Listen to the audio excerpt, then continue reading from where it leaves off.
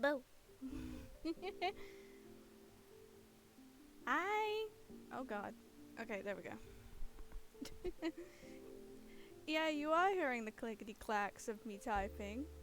Cause, the opera thing. Hello! I'm having so much fun with this. It's just a silly little goober, I swear. I'm just a silly little goober right now.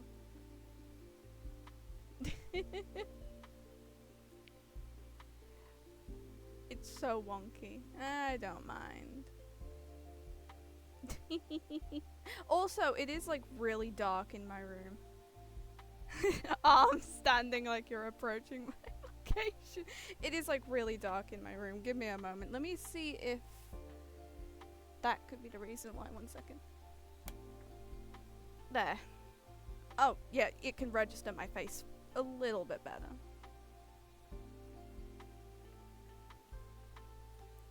I don't mind if it's like simple.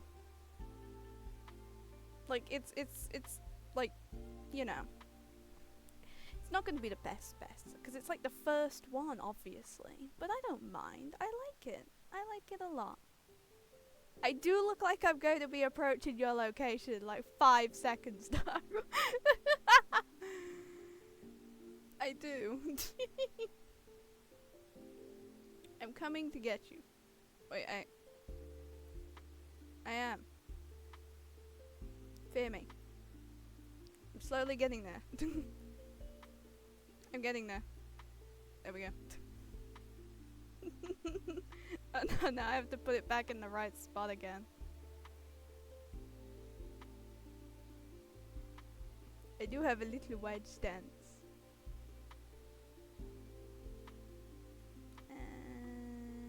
Oh wait, no, wait.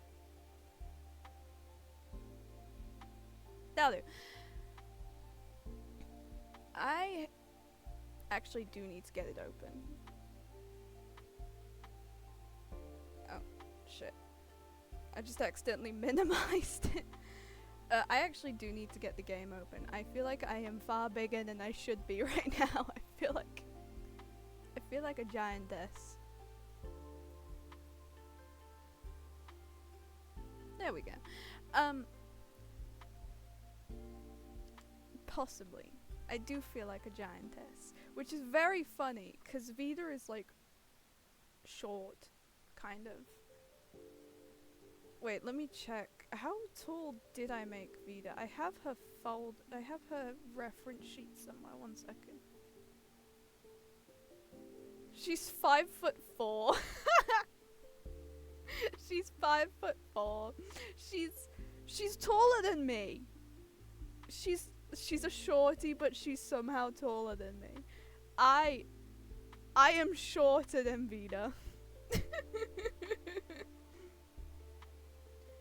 Ah, now that's got me questioning. Am I shorter than all of the girls? You are standard at pickable height. I am. Am I shorter than every single one of my Sonas? Wait, that's actually a good question. Alice is 5'2". How tall is Nora? Nora is 5'3". How tall is Louisa? Oh great, oh god, thank goodness I don't have the original folder that she's from, otherwise I'd have to comb through even more folders, or it'd just be far more confusing. She's in this one. How tall is Louisa? Louisa is 5'5". So Louisa's the taller one. I can't even fucking speak. Louisa's the tallest one, oh my god. Despite what she looks like, Louisa is the tallest one. I am shorter than all of my Sonas. I am 5 foot. What the hell? I really said I want to make my Sonas short, but not too short, because then that's just short.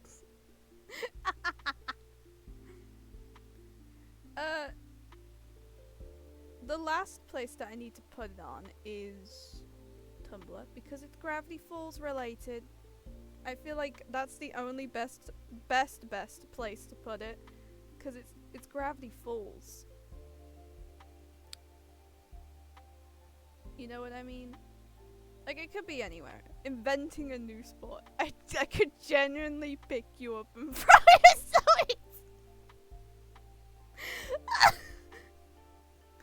I'm short. I'm a baby.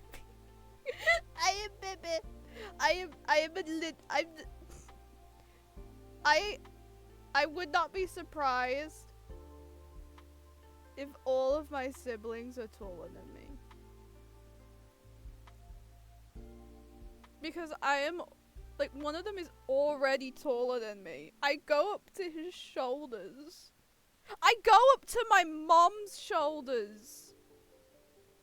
Like, around there. I am that short. I'm so short. I'm tiny. I'm shorter than someone else I know. By like an inch. They're 5'1". I'm so short that someone at 5'1" is taller than me. I'm so fucking tiny. You get easy uppies at least.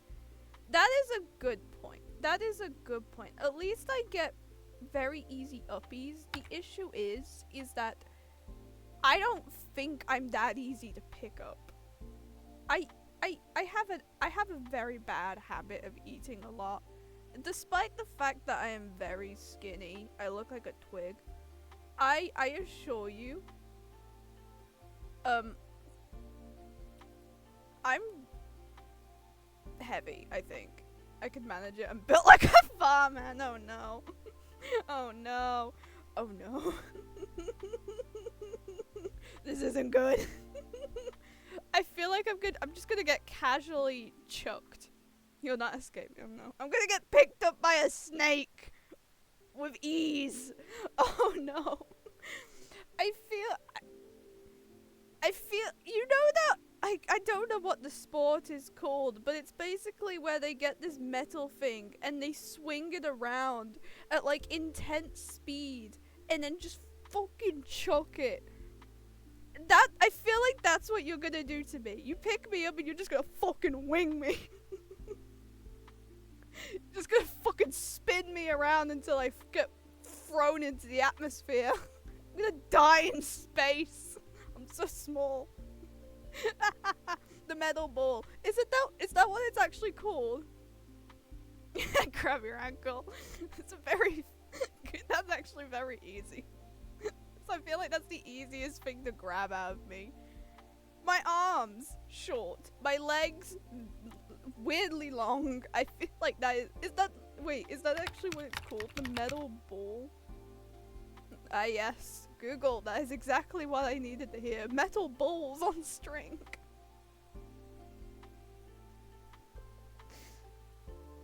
Oh, it's not the name of the sport. Oh, metal ball sport.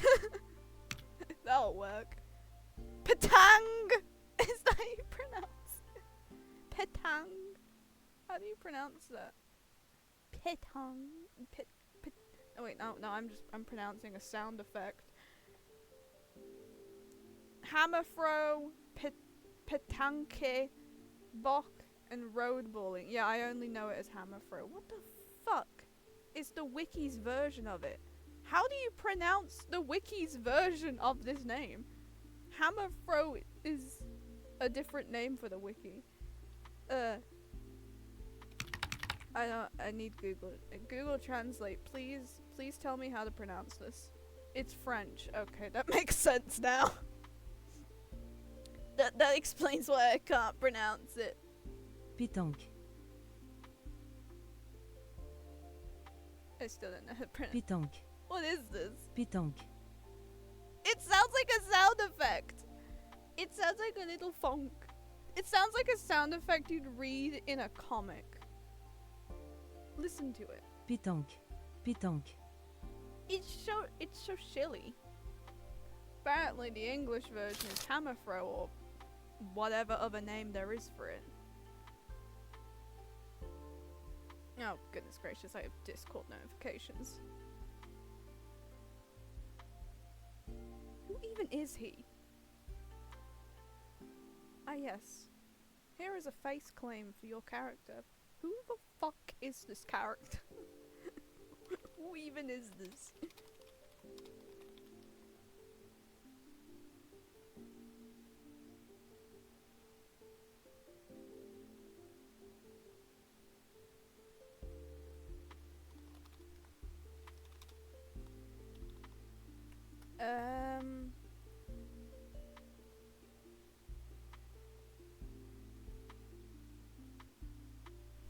Okay, so I am gonna play the game. If I remember correctly, I actually did do like a small test, like a teeny tiny test.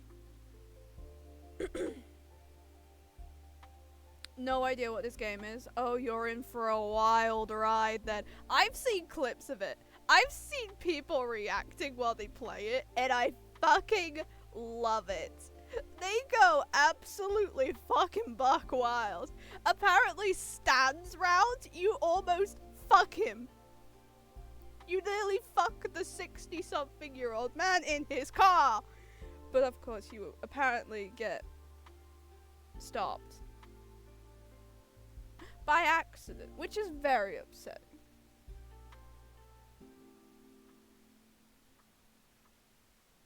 Well, there's a reason why there's a tag for it on Twitch. It's playable on Twitch, so. Why the fuck am I smirking? Don't fucking smirk on me, bitch. Don't fucking smirk on me. That was horrible timing for the model. Ah, yeah. That's terrible, horrible, very bad. Oh god. But, every single time I see artwork of Ford in the pool, I only get reminded of that one time, and I can't find it to this day. I don't remember what the fanfiction was about. I don't remember where it was. It was either on Wattpad or AO3. I don't fucking remember. I don't remember what the fanfiction was either about, but I remember a scene in a fanfiction I read where I think Ford was dared to? I think he was dared to wear a Speedo. In, yeah, at the public pool. In the fanfiction. And I'm just sitting here like, I may like my men. I like my fictional men.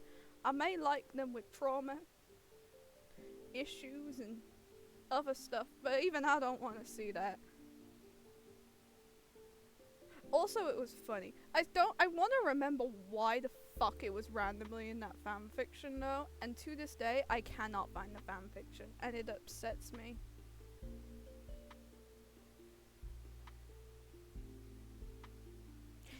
For all I know, it probably was a fanfiction that was like not good. Most likely. And by not good, I mean like not the grammar or the story or something like that. I mean like the context. Because this was ages ago in the Gravity Falls fandom. Need I say more? It was most likely a motherfucking fanfiction that did not disclose that it was build it until it was too late, because that has happened to me too many times. Very rarely on AO3, but very common on Wattpad. Too many times have I been reading a Gravity Falls fic and it had like a great plot and like silly parts, and then it was just like, oh, by the way, it is suddenly now build it, and now I just hate it, and then I just threw it out. So for all I know, it could have been a fanfiction like that, and it just had that one scene that I still remember it. I don't know how. it's just stood out of every single fan fiction. Mayhaps, and I don't like the fact that it could have been an undisclosed Build-It fan fiction. Because, oh god, there's a reason why a lot of the fandom hates that ship. Ignoring the obvious ones that are floating in the fandom by the weird people, where it's literally just the family being shipped together, or like very obvious adult and child. This one, Build It was like weirdly fucking popular. Like really fucking popular for no reason. And it's between I think he's canonically 1 trillion years old, the triangular demon, and the 12-year-old boy that turns 13 by the end of the show. And it's like, huh?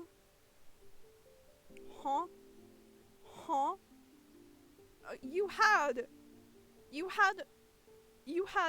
yes, you kind of had very limited options here, but you had Stanford right there for Bill, and you have Stanley right there for Bill, and fuck, you even have McGucket.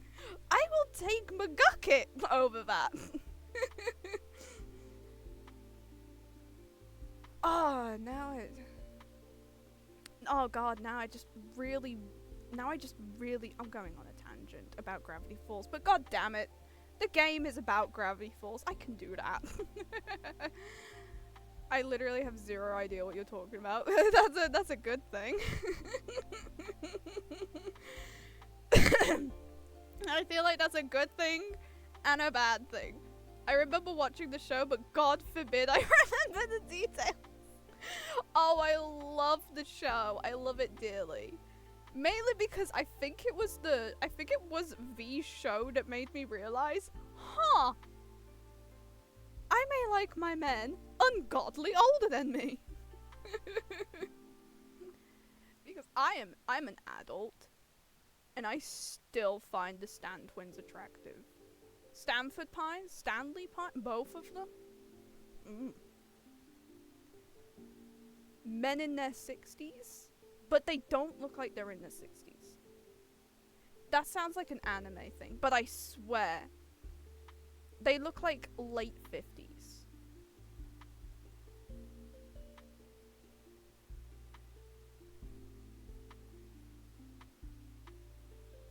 I'm ready for like someone in my house to hear that and then just go, why the fuck do you like someone older than your parents? Oh god. It's like, they're fictional. They're fictional. You can't complain. It's not a real person. There's a reason why. I figured out I am in the aromantic umbrella. I am ficto. There's a reason. Real people, just kind of shitty. Also, I just realized that I'm just not actually attracted to real people. I'm more attracted to fictional characters, and I'm so glad that there is like an actual term for it. Otherwise, I probably would just be suffering. Oh, agreed. I'm your local asexual snake. Yay! Oh, I remember when I did like a little batch of character designs, and I made a little snake inspired by the asexual pride flag, and someone wanted the little snake, so I gave them the little snake. It was just a bunch of character designs for fun, like make little character designs based off the pride flag, but someone really liked it, so I gave it to them. I wasn't gonna use them anyway, so like, why not? I don't know why, but this asexual flags just really look nice on snakes or like reptiles or something like that. I don't know why, they just look nice. I should be typing.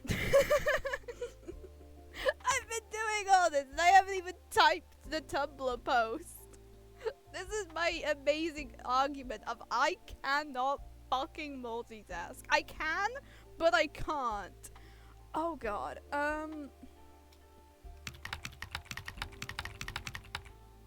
I put stand. Oh god, I can't type. Send help. Now ranting about Gravity Falls and like all the different ships that you could legally do with Bill Cipher.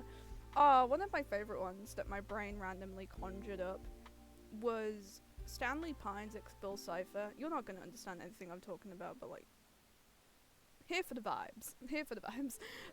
One is Stanford Pines x Bill Cipher, but it's based on the Perfect World AU, but Stan takes the third journal to make sure that his brother is safe. And, to make sure his brother is safe, and in like the interpretation that I've seen, I really like when Stan goes on the boat by himself out in the ocean. I don't know why, but the angst you can do with that is insane.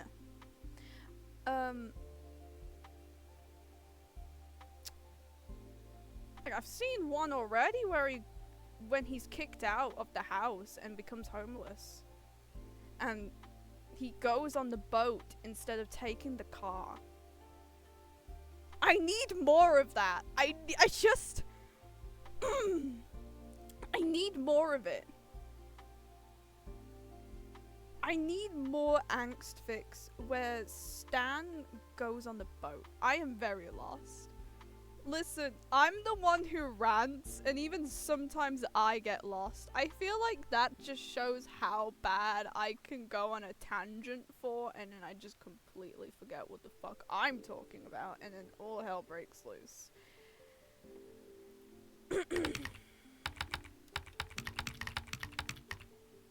I need to type, like, really fast.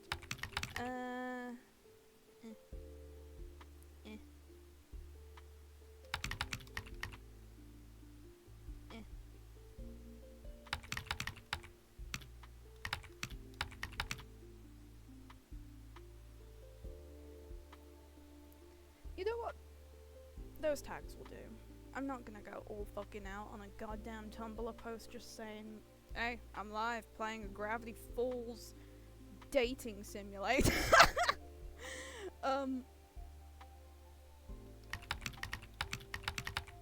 May as well put that there, and yeah, done. Okay, I'm gonna get the game up because I still haven't fucking gotten it up. I've just been rambling about Gravity Falls. Welcome to my autistic ass on a live stream. I genuinely would not be surprised if I have like some case of ADHD due to how much they cross over. I genuinely would not be surprised. You know what, I'm not gonna draw. I may as well turn off Critter. Where is it? Do I have it in a folder? Oh yeah, I do have it in a folder. Yippee! Now the biggest question is, which one did I leave it on?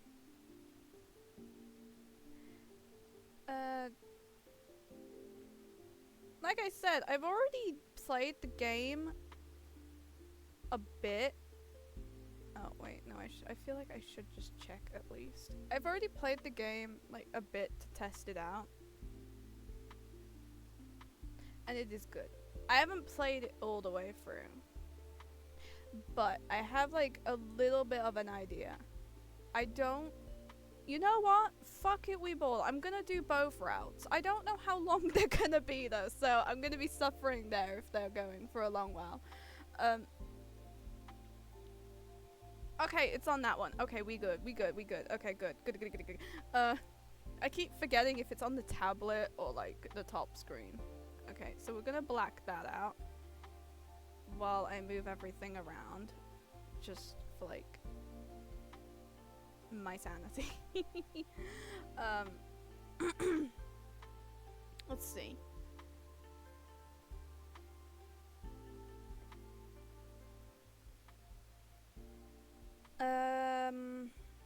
Why am I getting pinged 8 times on Discord? Oh, it's group chat.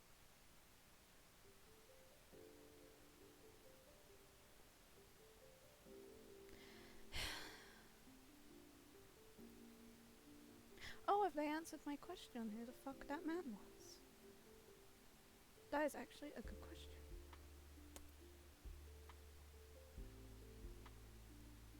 I am not even gonna try and pronounce that name.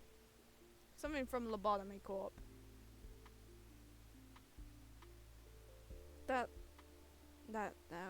the? Oh my god, what the hell? What is half the crap they're sending? My group chat, did I hear Lobotomy Corporation? Yeah, apparently, I don't know what it is. I've just heard its existence now. My friend in my group chat, they just sent a picture with the context. Someone used this guy as a face claim for an OC in my Abyss server, and oh my god, and it's this dude that looks like a void. Imagine SCP management game. Ooh. I like that.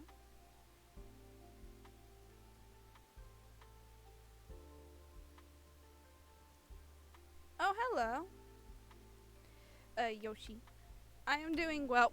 I'm trying to set up the goddamn game. And I'm getting distracted by my group chat talking about... How do I even pronounce this guy's name? De Freihutz. Is that German? I've definitely fucked that up. From Lobotomy Corp. I've definitely fucked this man's name up. It's a void.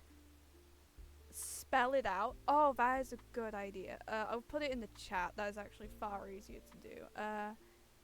Let me put it in the chat. Yeah, that dude. Yeah, that dude. That dude. Despite being a little bit German, I cannot speak German to save my life. But it's a dude from Lobotomy Corp. He looks like a void. That one's ego gift is fairly strong for its danger level. Well, my friend is just calling him hot. I don't know what to think about that. I don't know this dude at all. They're just calling him hot. Yeah, may as well put all the tabs down here and just shrink it. There we go. I'm getting the game up. I've got like a bunch of other games that I should play. One of them was a gift from my dad, due to the fact that apparently the game developers gave it to him to play on his stream, which is really funny. De Freischutz. I'm going with that. He might like the Little Red Riding Hooded mercenary. Now I'm confused. I went on a rant about Gravity Falls, and now I feel like this is payback for me going on a rant about Gravity Falls, and you have no idea what that is. Yeah, but my dad was gifted a game by the game developers themselves for him to test out on his stream, and he's a horror streamer. I would like to state that he's a horror streamer. Horror games. He plays horror games, and this is definitely not a horror game. What they gave him was not a horror game, so he gave it to me because it looked like something I'd like. I haven't played it yet, but it's funny. Oh, thank you. The maker and the rigger, they're in the credits underneath the stream, at the top of the credits list. When I get a panel made for Vida herself, it'll be there respectfully, with like a little bit of info about her and stuff like that, due to the fact that I feel like it'd just be easier to get panels for each of the girls, a little bit of description, their credits to their maker, models, the model makers and the riggers, and a link to their character folder for like easy access. I feel like that'd just be far easier than just a really long list. Little Red and the Wolf are stuck in a time loop and eternally at war with okay, that sounds cool. That sounds cool. So what do we call you? Velvion or Sylvian? I go by many names. Like many. I can go by SV for short, literally just the letters S and V. The character the character that I have right now is also called Vida. If you wish to call me that, I'm perfectly fine with it. Let me type it down so you have an idea of how to spell it. There you go. That's how you spell the two names. A lot of people just shorten the regular name that I have, which is Sylveon and Velveon, to SV, which is far easier to do in my opinion. People also call me Vida because that is the character's name. Where did Vida come from? Oh, like I said, it's the character's name that I have right now on my VTuber model. One of the things that I want to do to have like some sort of standing out from the other VTubers in some way, because like it's an oversaturated place. Let me get it up. There we go. It's an oversaturated like market, which is understandable. It's a very fun thing to do in my opinion. But what I want to do to stand out in some way is that I use multiple of my sonas, just like have different like models of all of my sonas, so I can switch between them, portray as them, act as them, and stuff like that. I just find that very fun to go back and forth between them, which is why I'm okay with like the multiple name usage. For this case, the witch in question that's right here, that I'm using a model for, her name is Vida Lorenzo, and Vida is Portuguese. I'm not Portuguese. These are my characters. I've just made them have those nationalities. But Vida is apparently an actual Portuguese word that someone has actually said to me. Apparently it means life. I did not intend her name to actually be Portuguese. If I am getting that correct. Am I getting that correct? My brain is just frying in this UK heat. Get ready for that. Did I actually get that right? Yes, I'm frying in this UK heat right now. Apparently her name does mean life. And I really like the fact that I somehow got a Portuguese name for her. I really like that. As you can tell though, I did play this for a little bit just to— oh shit. Oh god! Back! No! Fuck! Oh god, how do I get out?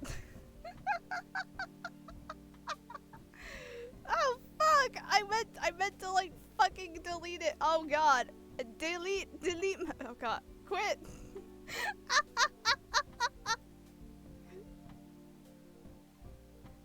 Oh fuck!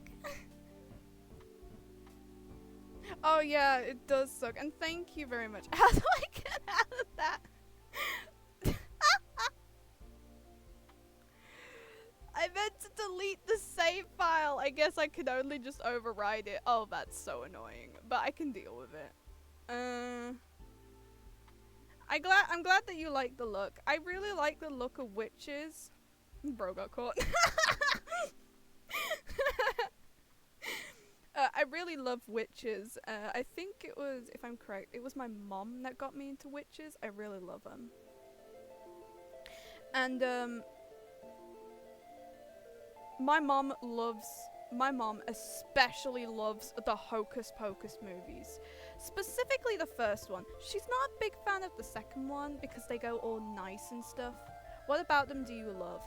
Oh, I just love the aesthetic, and I love the fact that they have like candle spells and all sorts of spells. It's just really, really pleasing.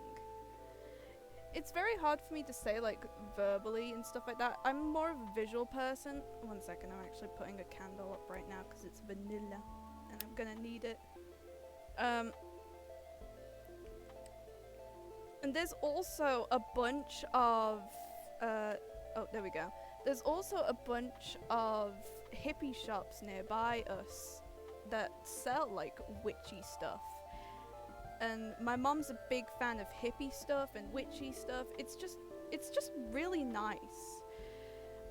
It's just very hard to explain. Oh no, don't, oh no. Oh no, I wafted it too much. Don't die on me, Candle. I swear to God, you have so much to live for, please.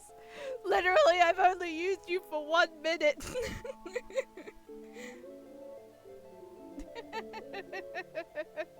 Ah, thank you, Yoshi. Please. You are such a weak. The candle is dying and it's barely even used once. Burn it. My mom's favorite movie is Hocus Pocus, and she specifically likes the first one, not the second one, mainly because of the fact that they apparently the witches become nice and stuff like that because it's modern Disney and all that. Hocus Pocus is a good film. What the oh, I can't English. It's a great film. Especially the first one, because there is like they do death and stuff like that. Like, my mom loves the movies so much. She's got all 3 of the official Hocus Pocus dolls, which I think were on for a limited time, still in their boxes. And they're just chilling above our living room door. And I love that. I love that. I love that she just loves the movies so much. Like, she can't judge me. She doesn't judge me. But I like to say that people can't judge me for loving my fictional husbands when they also have hyperfixations in their own way. They'll use you to stay young forever. Oh, that'll be fun. I'm already short as is. Please, keep me young. I feel like if I get older, I'll somehow get shorter, and I don't want that. I'll somehow get shorter than 5 foot tall. Oh God. If that's short, there's a thing that a lot of, if you get older, you can sometimes get shorter.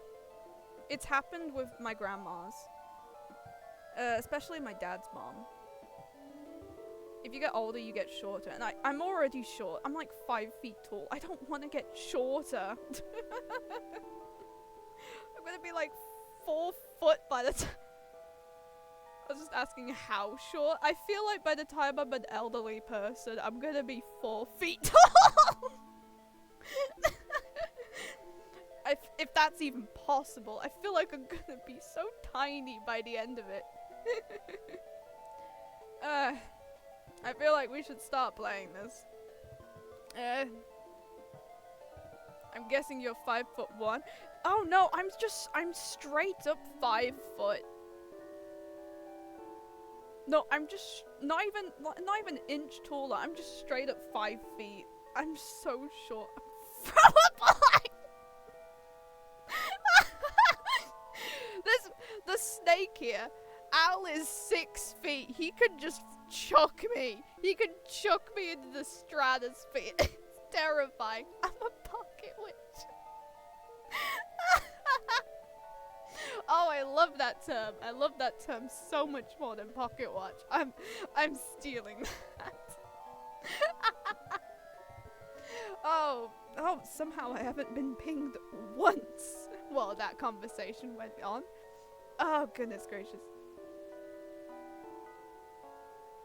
There is like a million sounds happening right now, and I know what's happening. It's this goddamn background noise I have on my Opera when no audio is playing. I'm turning it off. Oh, God. Shut up. That you may steal, but give credit where credit is due. Yeah. I will, don't worry. I don't like stealing. I don't like stealing at all. I love crediting people. That's why the credit list is so fucking long under my stream. I just love crediting people. I like to make sure that people know exactly where the things have come from. Even if it's something I made, I like to make sure people know. Anyway, I feel like we should actually. I feel like I should stop. If you're that short, do you like riding paper airplane? Oh, I don't even think I've. Oh, I'm thinking now.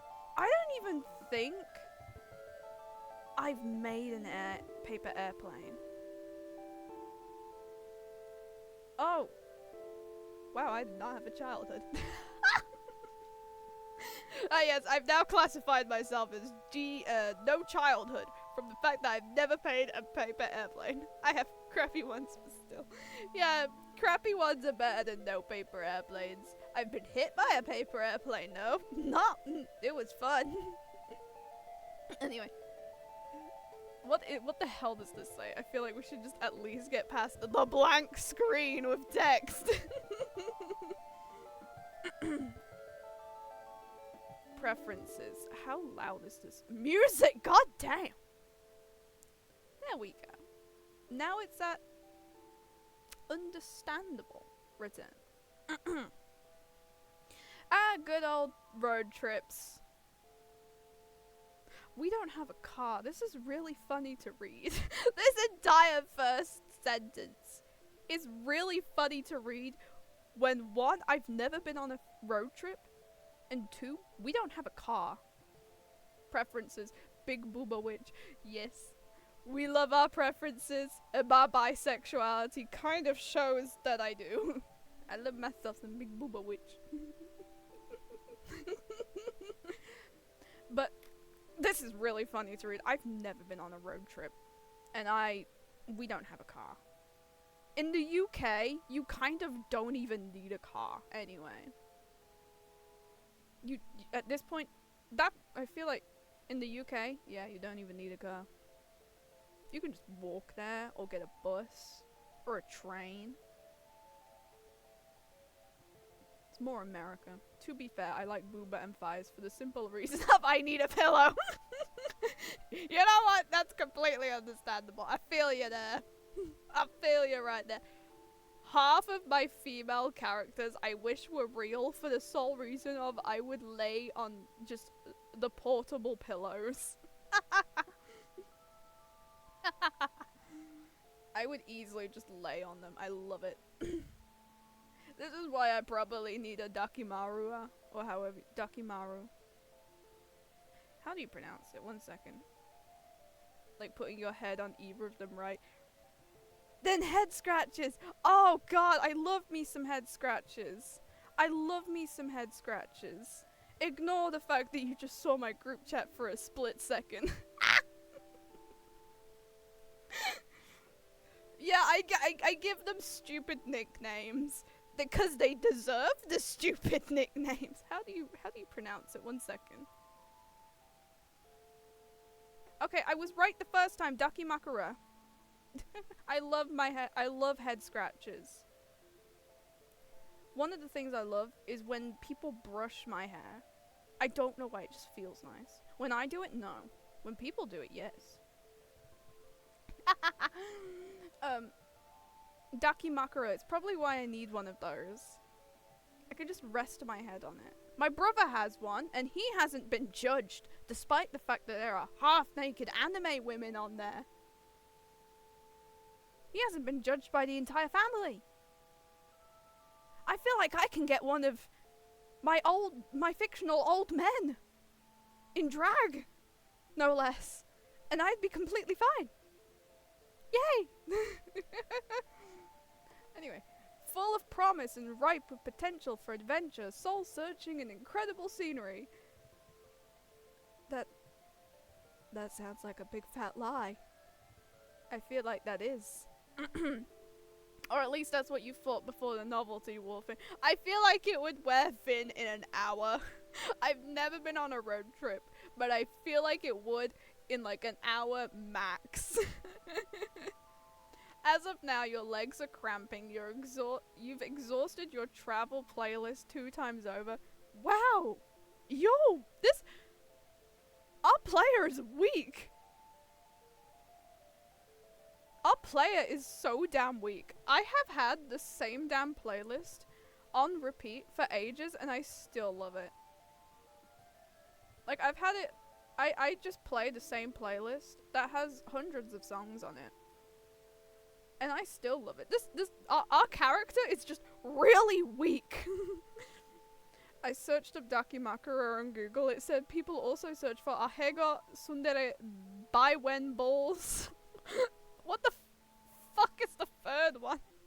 What the fuck is the Baiwen Balls? 1 second, I'm searching that up for you. My Google history is already like fucked in the face anyway. May as well make it worse. Baiwen Balls.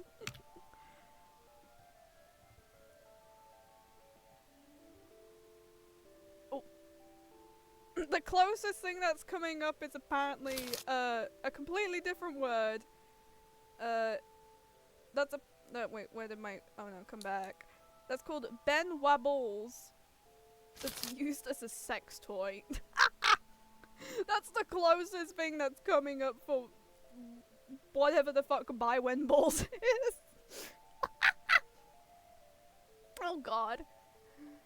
Sounds right. It does.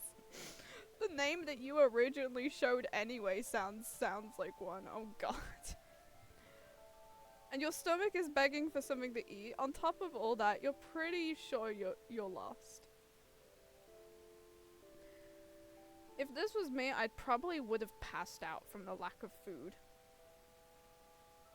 And I probably would have crashed the car! Driving through Oregon, it paints a picture of trees, and more trees. You know what? That would actually be very nice to see. I like me some nature. Give me all the trees in the world. And by when balls equals cock and ball soldier. Yeah. Especially on the endless winding roads that you're taking up north. All that breaks the pattern is a sign that zips past. The words that you're just able to make out. Gravity falls, yeehaw, in our Lord and Savior. What do you say? Good night, Al. I hope you have a wonderful sleep. Welcome to Gravity Falls. Yeehaw, in our Lord and Savior Jesus Christ. Gravity Falls, sweet home Alabama. I don't know why I just started doing that. I have no defense for why the fuck I just did that. The road continues on, giant redwoods. Oh, I love redwood trees. I don't know why, I just love trees. They're so fun to climb. I'm taking your hat. No. No, my hat. You stole my hat! You bitch! You stole my goddamn hat! No! I can actually take it!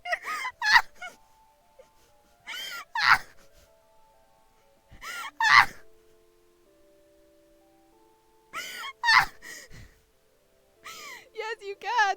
Suffer! Actually, this isn't even suffering anymore. We don't even need to do this anymore. This is literally a toggle. I didn't know when I was gonna use it, but this is the perfect time. We could literally just take off my hat so we could read it easier. Oh my god, I didn't think this through. I'm so dumb. You can steal my hat. And then we can do this. We can make it levitate. I'm taking your hair. I don't have a toggle for that. I'm sorry. I don't have a toggle for stealing my hair. I would just be bald the entire playthrough. I'd just be bald the entire playthrough while looking like this. Oh, jeez. Need it for my secret witch love potion. Well, how the fuck would my... How... What the fuck would my hair do to help you? What would my hair do?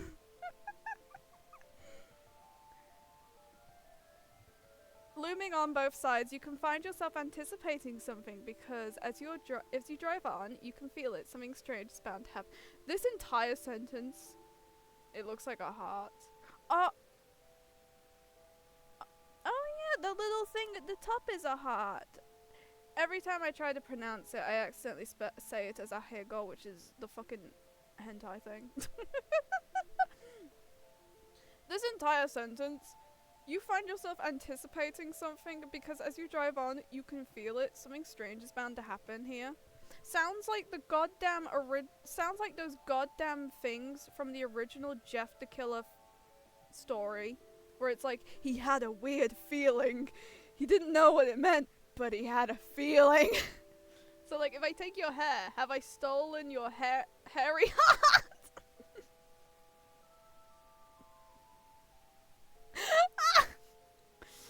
I guess logically it would be that way.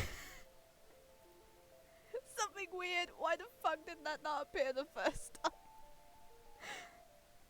And then when it happens, your car picks up speed. We breaking laws tonight, folks. Let's go. We breaking laws. Let's go. I'm wiggling. Look at me go. I'm wibble wobbling. Look at me go. I'm zooming. I got the zoomies. The change came out of nowhere. Oh my god. We're unconsciously breaking laws. Then can I steal the hairy heart and the hairy chest for the hairy pillow? Yes. You can absolutely get the portable pillows that you deserve. The change came out of nowhere and you quickly put your foot on the brakes, but horrifyingly, the car seems to be driving on its own willpower. Yeah!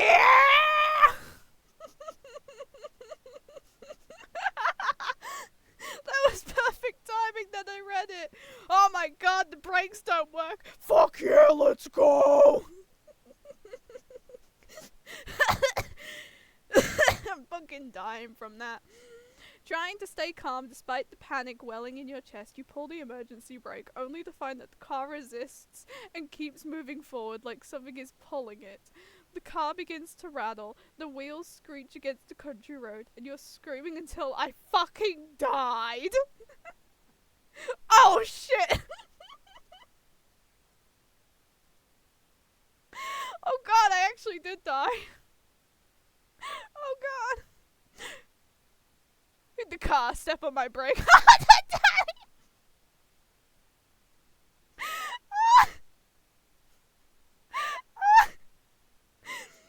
on the brake harder, daddy. I'll be my bratty self. Vroom vroom. I'ma kill you.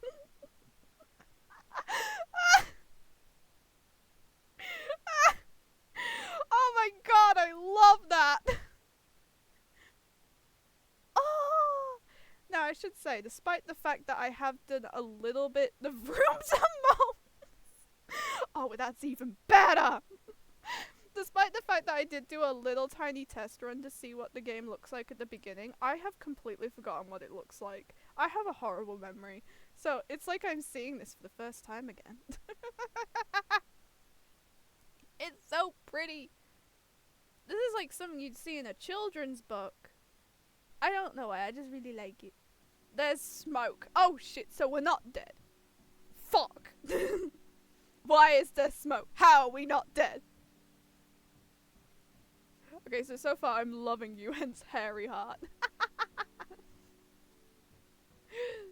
Take the hairy heart. I just zoom in on my hair. That's the only thing that you're getting from this VTuber from now on. This heart.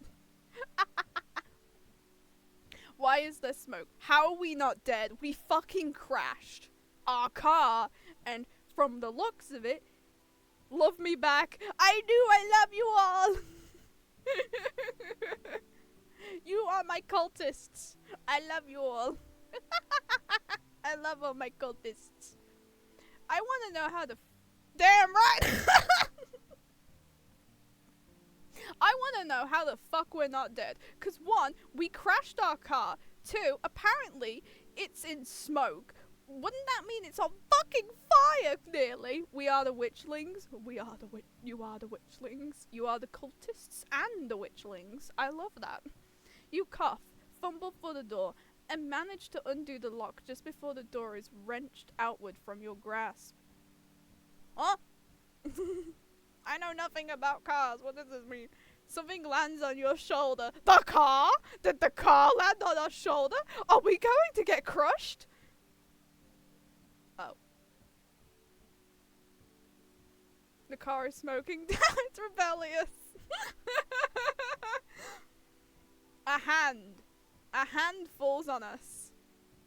What the hand do? What the? Wait, no, that's a better better question is, whose hand is it? Because it ultimately depends on whose hand it is. If it's Stan's, if it's Ford's, what those 6 fingers do. If it's anybody else's, ignore what I just said. I don't want to make the obvious joke of neither. I feel like we do need a hand. We're somehow not dead. Are you alright? No! We're somehow not dead. It is Stanford. Okay, so my original question survives. Is the hand speaking?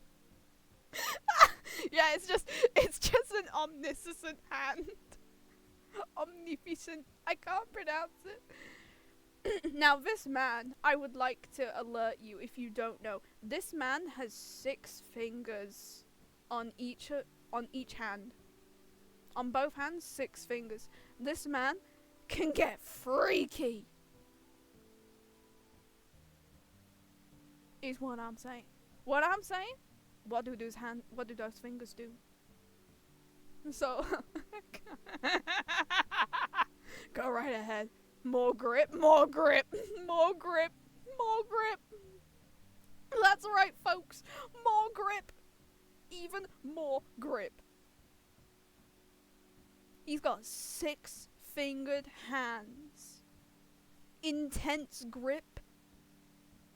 Possible more fingering. I haven't even read what his words is. Bro doesn't play.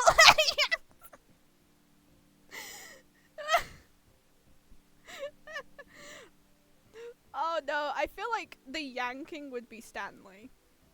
Like, unironically, if I had to choose between the two on who would pull and who would yank, Stanley is the one that would yank. Like, when you see him, you'll understand. He, despite the fact that Ford is, like, really nerdy and, like, stubborn and stuff like that, he, like, canonically, this man has... Wait. I would, and damn. I would... Yeah.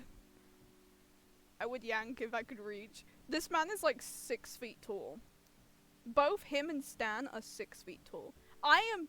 If I could reach both of them, I do need uppies. They can uppie me. Both of these men can uppie me, so I can yank the...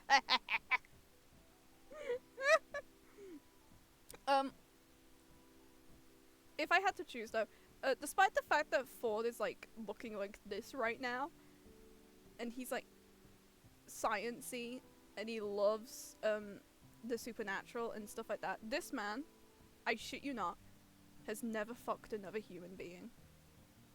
He has most likely fucked a triangle, but he has never fucked a human being or anything that resembles it. So what I'm saying is that he definitely would not yank. He would be as gentle as possible to you. So he would pull, at best. Stanley. Oh, Stanley. He definitely has got some experience. So he would yank, and he would not give a fuck. He would also catcall you. This is the type of man that would catcall you. Look at me, I'm blinking rapidly. I got SOS symbols in my eyes. A man stands at your open car door. His hand on your shoulder leaves to tilt your head up. Oh! For the record, I have been with a human being. I'm talking about the characters here. I have never been with a human being. I'm lonely. But I'm fine with that. You haven't? I haven't. Ow. Everyone around me is shit. in their own way. I'm not kidding. I mean, like, I'm shit too, but like, damn. Just damn. I volunteer.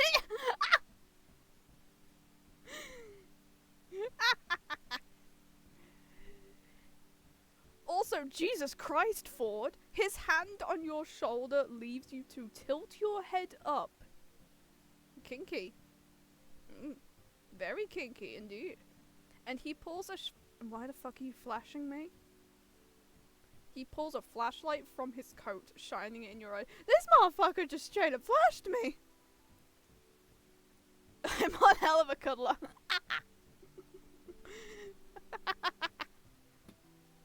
Hey, I love me some cuddles, don't worry. Also, Ford, this man in the game just flashed me. How dare he?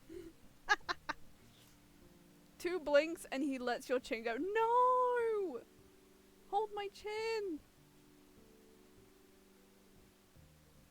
Why does your nose look like a Muppet?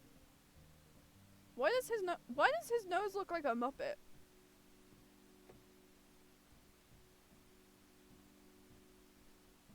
And I can put you on top of the fridge in his bag. It's like the, oh god, the first thing that went to my head is that one Vine. That's showing how old I am. That one Vine where he gets fucking put on the fridge for timeout. Bitch, don't let go. Please don't let go. Why is your nose a Muppet? Why does he have a Muppet's nose? Look at him. Can I boop it? Like the Freddy Fazbear poster? Wanna know what it's like for you? The Lion King. Literally anyone could pick me up and they'd just start doing the Lion King thing, I swear. His eyes dart over the rest of you looking for injuries. Still stunned, all you do is watch. At this point, just say, Stanford, for the love of God, just say you want me to make it. Why are you undressing me with your eyes, bitch? I feel like it'd just be far easier. What's your name? Sir, Sir, give me your name first. I pick you up and throw you over my shoulder. I have a new pillow now. Type in your name. Why is the automatic thing regular person? I am indeed a regular person.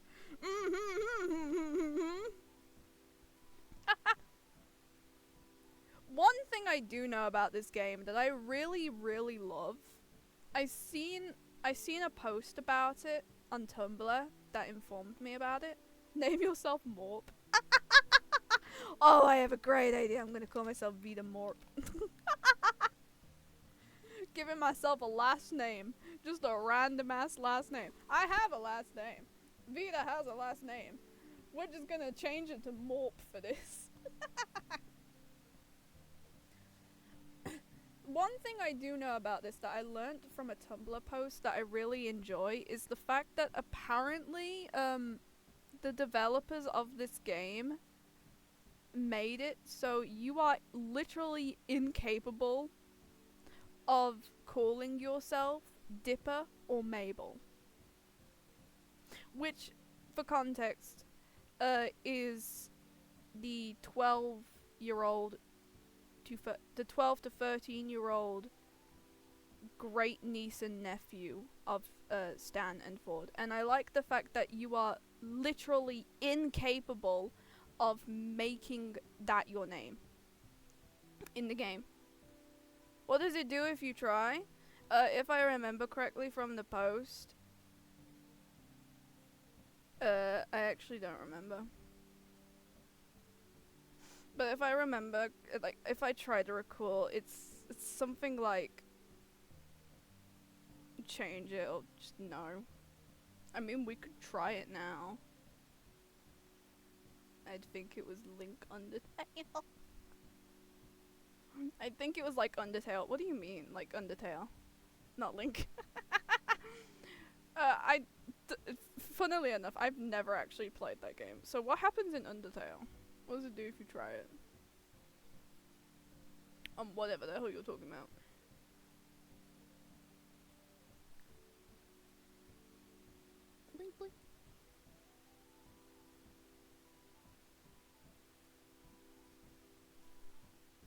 Oh, the candle's still going, thank God. I mean, I don't remember what the post said, so let me just remove this. Let me test it. Let me test it first of all.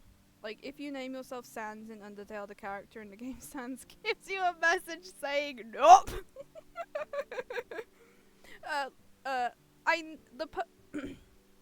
I know for a fact that it does, because the person gave a recording of them testing it with the name Dipper, and it just wouldn't let them. So either it works, and it won't let us, or they were somehow lying, and we're gonna be stuck with Dipper the entire time, and I don't want that. But we need to test, because I don't remember what happens. Try again. Okay, thank God. It just says try again. Dipper, I hardly know. It just says try again, which, at least it says something. At least the person was right. It doesn't let you. And I am very thankful for these developers, because we're going with VTuber, but I'm very thankful for them because of the fact that there are some fucking weird people. VTuber. VTuber, I'm Stanford Pines. Ford, for short. I would shake your hand, but you look shaken enough up as it is. Honey, give me your hand. Give me your hand, Stanford. And let me nibble. Please, I'm begging. Just a crumb of that finger. I'm begging you. Just a crumb of it. I'm very desperate for fictional man here.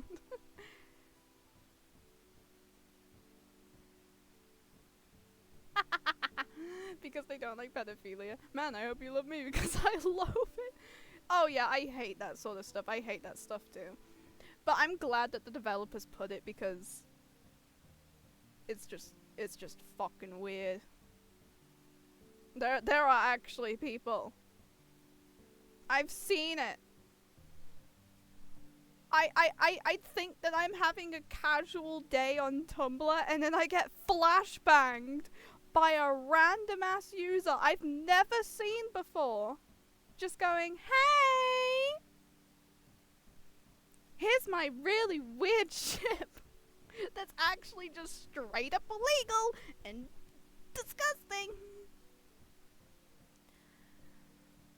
I have been jump scared too many times, and it's like, no, I don't want this. Why are you giving me this, Tumblr? Hey, look at my titties. Yeah, please only observe the titties. Nothing else, not the face. Look at this man's bahonka-da-donks. Oh wait, you can't see his bahonka-da-donks. I swear they're there. I swear not gonna like. Yeah, that's Twitter, but I have seen it on Tumblr. The issue is that yes, I could just blacklist the tags, but they use the character names to tag them, so I'd still somehow see them if they're not tagged appropriately, and I hate that. Look at the shoulder boulders.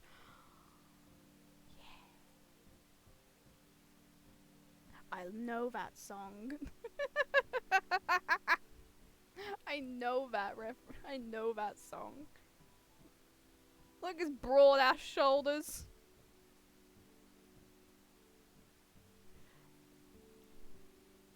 We all do. Yeah.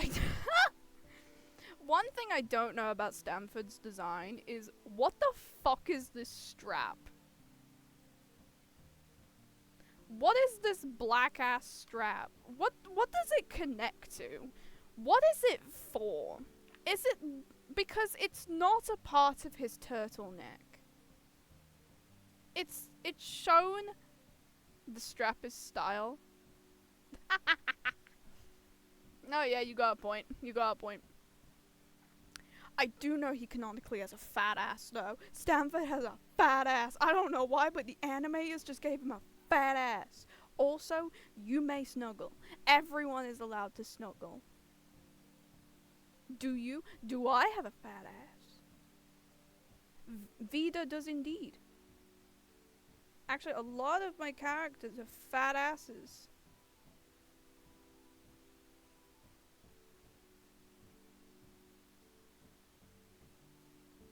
It's really hard to see. Potential pillow? Yes. It's very hard to see, but she does.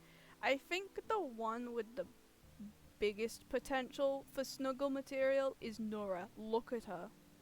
The one with the biggest potential is just, look at her. First of all, she's floppy as fuck. Second of all, badonka honks. And booty. And tummy. And a big ass tail. Biggest potential of all of them, in my opinion. Oh my god.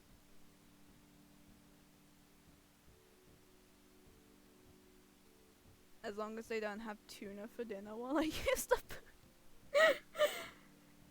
also flu.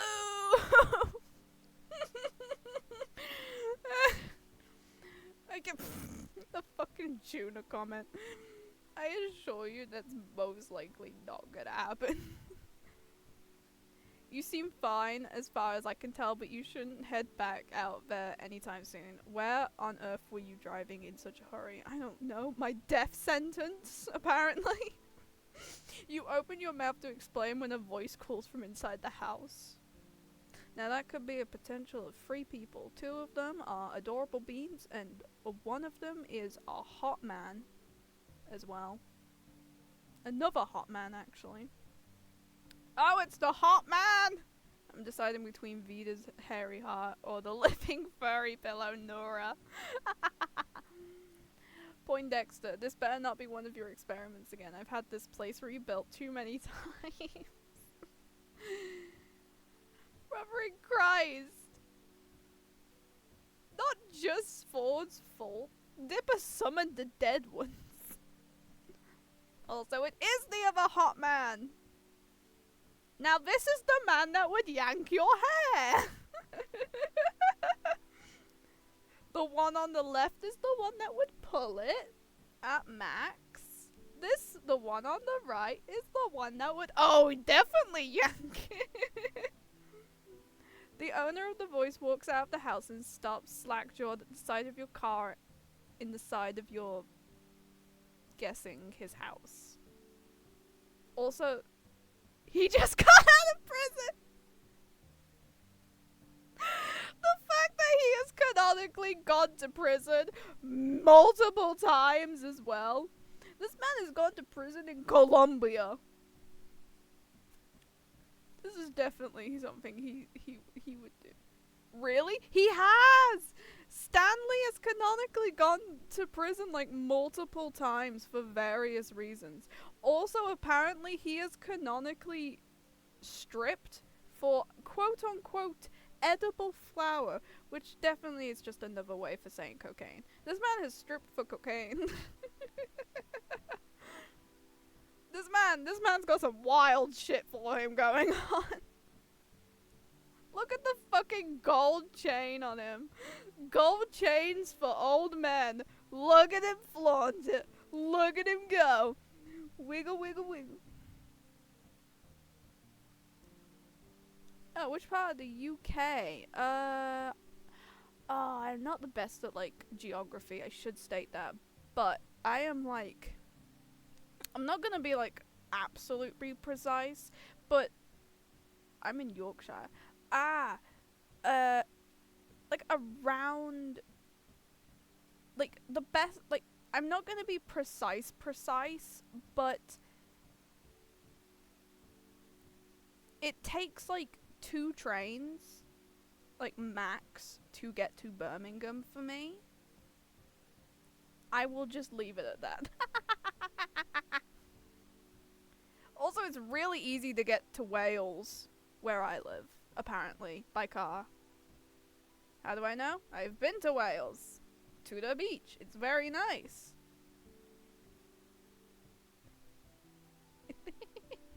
You must have hit your head earlier because you swear you're seeing double. And they're both incredibly hot. Look at them. Look at my husbands. I am being shared tonight by these two men. Look at them. Look at them.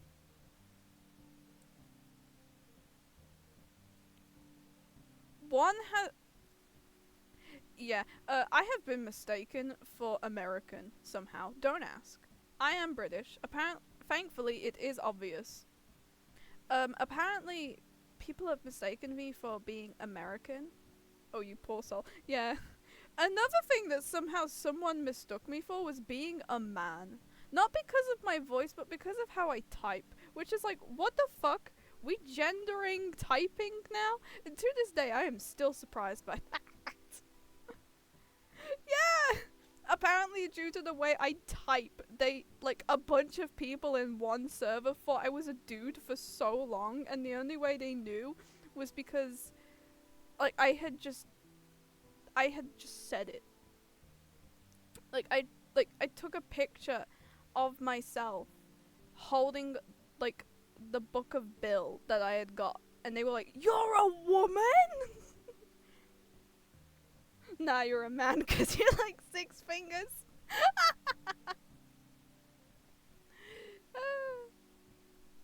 I do, and I'm proud of it. Look at this man that has 6 fingers. Sweet Moses Ford, you've done it this time. You caught us a hot bitch. What? This had nothing to do with me. I was testing my magnet gun. And it must have pulled this victim of circumstance into the house. I suppose it's entirely my fault. I'm incredibly sorry. Reassure him. Reassure yourself. Fucking cry! No! The fucking cry option. Oh, I love how it's just like, here, we can reassure him. We can reassure yourself. Or you can just cry like a fucking baby. You can cry like the fucking bitch you are. Go on, cry. Cry about it. Your car is destroyed.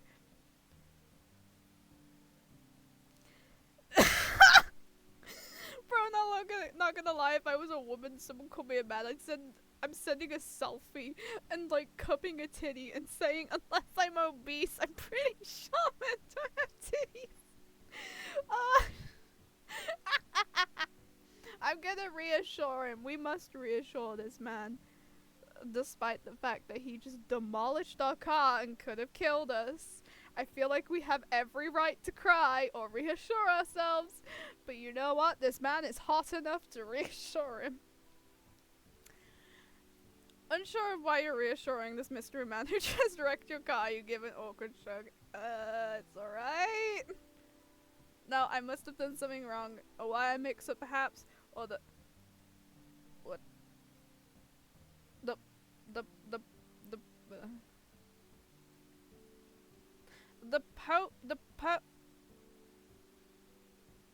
What the fuck kind of...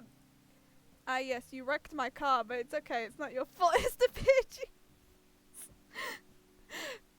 You're too hot. This isn't your fault anymore, Stanford. The potion me... is he just making up shit? What the fuck is this word? They're talking about your other mistakes, Sixer. Oh, right. Hey, look, it's fine, alright? Sure, there's a dent in the hood from the shack signage and a crack in the windshield that looks like an ominous triangle. Oh, no. But I'm sure she'll still run. You...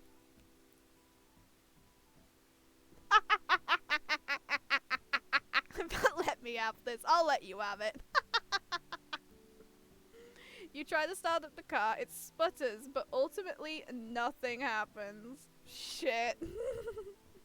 You feel like crying. Bitch, I should have just started crying right then and there, honestly.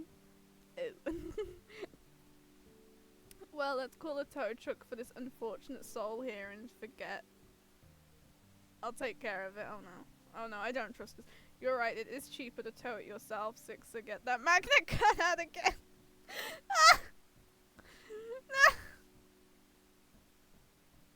I'm gonna fucking lose it. No, listen to Stanley. That is actually very smart. This is America we're talking about. I'm not in America, but damn, the prices there have to be ungodly with the hidden tax. One second.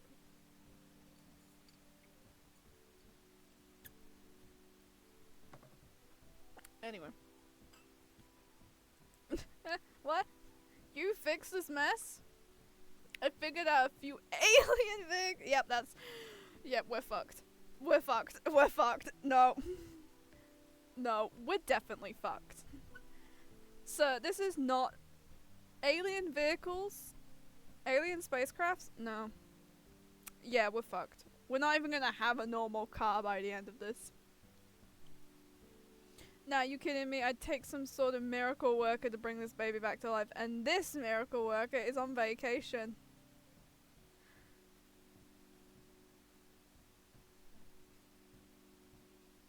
Okay, so if I potentially, Stanley, if I sucked your dick, would you be able to fix my car and get off that vacation?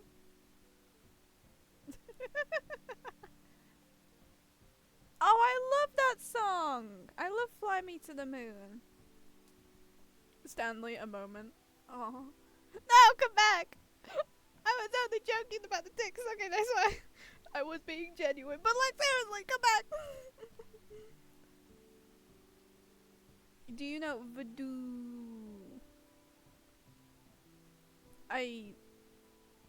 What's a PJ now? Yeah, they left us. What the fuck? Dude, we want to suck your dicks. Come back, please. Do you know VOD? I think I've heard of that name. I think. I need context. My memory is crap. Ford and Stanley turn away and you're left to your thoughts. Who could anticipate a car accident like this in the middle of a road trip? You can take care of the car, but how are you going to get home? They run buses out here, right? Yes, they do, but they're shit. So you take a bus out here and then... oh. I don't know. That don't look good. He's scratching his neck. That don't look good. No. Ford clears his throat, shifting a little awkwardly in place. Seems like they finished their talk. Okay, so can I get that BJ now? Can I suck your dick? Can I? Either of you? At this point, I'd take either of you. In a fight? No. Okay, I'm a twig. The dude is a YouTuber, voice of an angel. I swear to God, he sings it. But if you want to listen to him for the first time, I recommend Hallelujah. Oh, that's probably why I feel like that name is familiar, because I probably have heard that.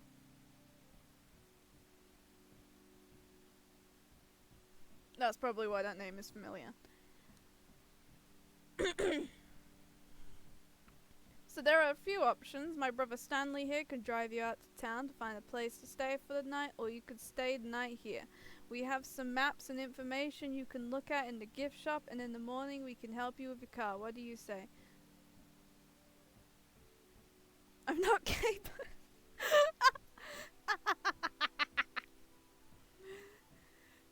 Just as you're about to answer, another high-pitched voice comes from inside the house. Now this could be either the prepubescent boy, that is an adorable bean, or the adorable bean girl. It is the adorable bean girl. Grunkle Stan! Picture this, a whole week with— oh my gosh!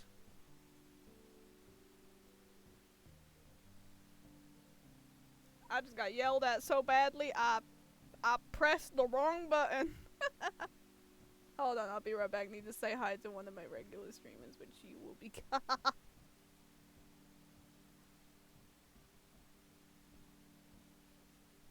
Oh, that's nice. You go say hi to them. I'm gonna continue playing this. The girl that runs out of the house comes to a halt at the sight of your car. Oh great, there is a child now. I can no longer do the dick sucking. There is a child. You gotta respect logic. And that is, do not do it in front of the child. Respect the innocence of this goddamn child. Uncle Ford. Why is that everyone automatically thinks I'm at fault? Because! Well, this time it is your fault, but I've invented... You've invented me? Oh my god! But I've invited Vita Morp here to stay with us for the night if she'd like. I'm sure I can fix this. I just have to figure out how. Stanley sighs. I can take a look. Being on vacation's pretty boring, and the old Stanmobile hasn't needed a tune-up yet, so it wouldn't be too bad to work on something in the meantime. Thank you, Stanley. I'm sure I can put something together from the gadgets I have laying around if you need any specialized tools to help you with the job. 1 second, I feel like my throat's about to die. And let me introduce myself. I'm Mabel. You can ask me anything. I pretty much know everything there is to about this place. Wait. I haven't even said anything yet. I appreciate your offer to let me stay. And to repair your car. Yeah, it'll be good as new in my hands. I mean, look at my Stanleyville. She's been through the ringer, literally, who knows how many times, and she's still a beaut. He points out a red car parked a distance away. You can't really see how beautiful it is at this distance, but he sounds really confident, and he should be. That car has been through hell. Well, this turn of events has turned out... I don't know what that word means. I ain't even gonna try and pronounce that. Free repairs, free lodging, there's no better deal to be found in our Palm. Oh, I should not be making this joke. There's no better deal to be found, and if things don't work out, the town probably has some sort of auto repair shop you can head to instead, which I am sure it doesn't. I don't think it does. Well, I accept. Thanks for the help. And my apologies again. What an embarrassment. I must have made some elementary mistake. And by elementary, he means probably the most difficult math equation you have ever seen in your life. Does that skull have a beard? I just noticed. Does it have a beard? Oh my god, I got distracted by the skull. As the pines lead you inside the house, Mabel leaves her number in your phone for you to call whenever. And you find out that Ford's twin goes by Stan. Wow, it took us that long? Oh god, that's worrying. This part's the house, but just outside the door's the Mystery Shack. Hey, you ever been to the Mystery Shack before? No. No, I haven't, and I wish it was indeed real, because honestly, that just sounds really entertaining. I'm too broke to buy something from the Mystery Shack, given how he prices shit there, but I would go there for the entertainment value. I don't know why, it's just fun. I wanted to know actually, I saw a bumper sticker while I was on the road and got curious. You're interrupted by a loud and triumphant ha! I'm not even gonna try. Those bumper stickers were a good investment, and Sixer says they're too plain and graphically simplistic and don't even have an address on them. Stanley, how is anyone supposed to even find the place? To attract customers. Sixer, did you hear that? Well, they are graphically simplistic. I don't know how she found the place, let alone thought what is the Mystery Shack was compelling. I kind of liked it. See? She kind of liked it. Hey, I like you, Vita. How about I give you a tour sometime tomorrow, regular price? Tomorrow? Then I'll have to squeeze all my get-to-know-you questions in today. Vita, tell me, capybara, yes or no? Yes, absolutely. Capybara, yes. Yes, abso-fucking-lutely. Capybaras for the win! At that moment, a boy passes in the hallway at the far doorway, and Ford calls out to him, Dipper, my boy, I'm surprised I didn't see you run out to the scene of the crime. A child! Again! Fuck. Crime? What crime? I have an alibi, so- Oh. You have someone with you. Hey! I'm not suspicious at all. You had nothing. Did you see that car in the side of the shack though? For a second I thought the Manitals were back with a grudge. Worrying. Yes, about that, Dipper. Meet Vida. I've stranded them here. Her car by accident. She's staying here for the time being. Sorry, stranded her car. You crashed it. Yes, the S in shack fell on it and everything. The windows are cracked. One window, the windshield. And Vito was lucky to make it out alive. I am. I'm surprised I ain't fucking dead. She's fine. No injuries, thankfully. The magnet gun's rather safe despite never having been tested in a formal setting. What kind of fucking ungodly luck do we have? Yeesh. Did you not, like, take safety precautions or anything? Actually, the irony of the situation is that I was trying to install a safety precaution. And you nearly fucking killed me. Hey, if you two are gonna do your new talk, I'm gonna get Vida set up. Mabel, sweetie, why don't you show Vida around? Let her stay in, the storage room. That's still empty, right? I'll make it empty.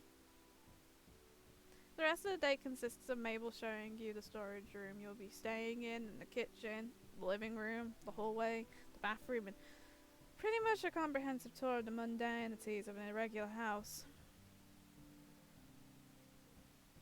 Eventually you find out that the family is even more extended than you even knew. The decorative dollies make a lot more sense knowing a grandmother normally lives here and her grandson, Zeus. Or was it Zeus? Zeus. Whatever the name, you look forward to meeting him when he comes for work in the morning. When you go to the attic, Mabel opens the door to reveal Dipper, nose stuck in his book, but you catch him occasionally glancing up at you as he pretends to read. The next member of the family snorts up at you from Mabel's bed. A rotund pink pig. Ma! Waddles! Oh, I love this little piggy! Who Mabel declares as her best friend and a partner in crime. Waddles! The two are a perfect match, right down to the chubby cheeks and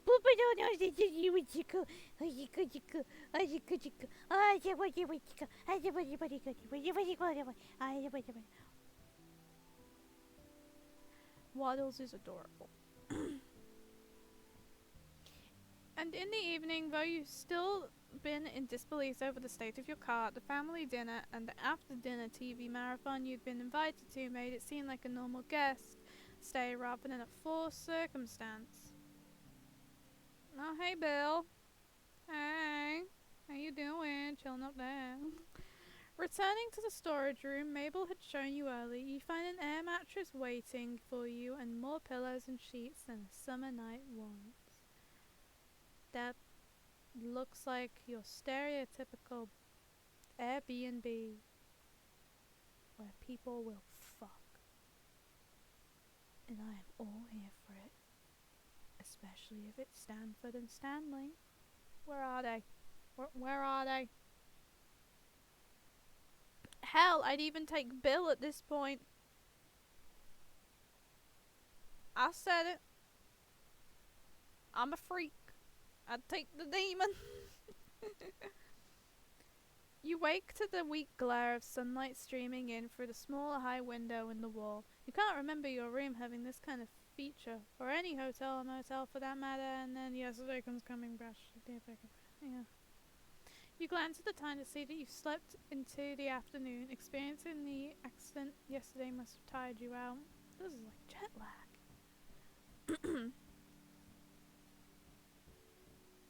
What the fuck is that? Is that a dead rat? Is that a dead possum? It's just chilling there above my head. What the fuck? Its tail is hooked. Oh my god, wait. There we go. Its tail is hooking around my heart. Despite having been assured yesterday evening that you were free to anything in the fridge, you still feel like you're imposing on the Pines family and try preparing as polite a guest breakfast as you can. You wash your dishes in the sink before you leave, and just as you're about to exit the kitchen, you bump into Ford, and I'm about to yawn. Don't worry, this is just normal for me. I could have had a great night, and I'd still be fucking tired. Oh! Ah. Yes, from yesterday, of course. For a good solid moment, Ford regards you in silence. Awkward one. Ford clears his throat. I believe Stanley is taking a look at your car outside if you want to be at Bedford. You give a nod and make to leave for real this time when Ford speaks up. And Vida, I'm sorry again for the accident. If I had been smarter about, well, let's just say it's entirely my fault, and you shouldn't worry about this at all. When it comes down to it, Stanley does have a knack for cars. I'll predict you'll be back on the road in a matter of weeks. I don't know why I've gave Ford an accent. Weeks, you can't keep the dismay off your face, and you can't really bring yourself to try either. What am I gonna do for weeks? Ford, who's gone kind of uncomfortable and closed off when your face fell, recovers at the prospect of a question he can answer. Well, there's a town to tour, of course, and a mystery shack. But if you ask me, all that pales in comparison to... What do I hear? Ford turns to the kitchen doorway to investigate. Sounds like... The sound comes again, and this time you hear it as well. The squeal of a pig. Waddles! Come here, you lovable fucking munchkin! Come here! Let me give you all the hugs. I love this pig with my heart. He's so adorable. Followed by a pair of quick footsteps running down the stairs, Waddles tumbles past the open kitchen doorway, and Mabel comes into view soon after, a few sheets of paper clutched in hand. Oh god, she really did want to get all the get-to-know-me questions out of the way. Jesus Christ. Ford steps quickly out of the kitchen, and you follow to the doorway, getting there just in time to see the apparent tug-of-war between Mabel and her pig over a saliva-covered sheet of paper. The paper rips, and after nearly toppling backwards from her effort, Mabel recovers, snatching the scrap of ripped paper from Waddles' jaw and lifting both pieces up victoriously. Haha! Mabel wins again. Now I just gotta find Grunkle Ford! Ford, who'd run forward and held out a hand out to steady this energetic child when she had been in danger of toppling over, now finds a number of crumpled sheets of paper shoved into his hands. Fucking deal with it. Deal with it. Mabel tugs urgently at his coat. Grunkle Ford, you have got to help me! Ford kneels down to face Mabel with a serious, though concerned look. Slow down, Mabel. What's the matter? Dipper found a stack of pages from your old journals and walked in, and Waddles ran up and started eating one, and he's been chewing on it to warn me. Damn, this pig is smart as hell. Why can I get a smart pig? Grunkle Ford, because look!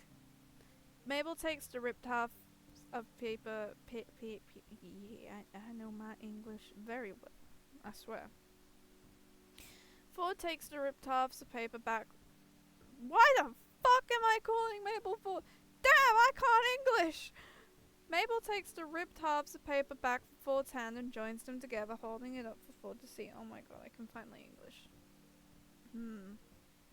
I see, and you took it as a warning?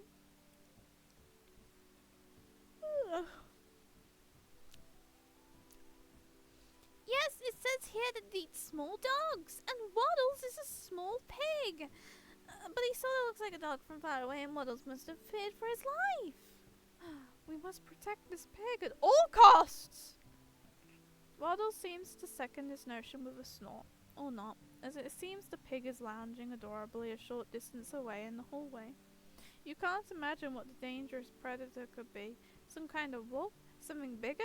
You're suddenly not so keen on staying anymore. Remember the pterodactyl I told you about? Waddles was so scared that time. I can't let him leave my side. Pterodactyl? You suppose pigs are allowed in museums around here?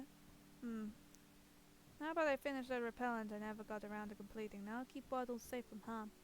Mabel flops down on the floor in relief. Grunkle Ford, you are an actual lifesaver. Waddles, you have nothing to fear. Ford chuckles, lifting himself out of the kneel and standing back up. Alright, I'll go get my recipe. Ford turns to leave and you suddenly remember that with nothing to do for the weeks you're going to be here, and it wouldn't hurt to get to know Ford. He seems to know what there is to do around town. Anyway, you'll need that to not die of boredom in the first week. Or more pressingly, you could go check on your car and see what Stan's made of it so far. You're not exactly eager to face seeing your car in the side of the house either.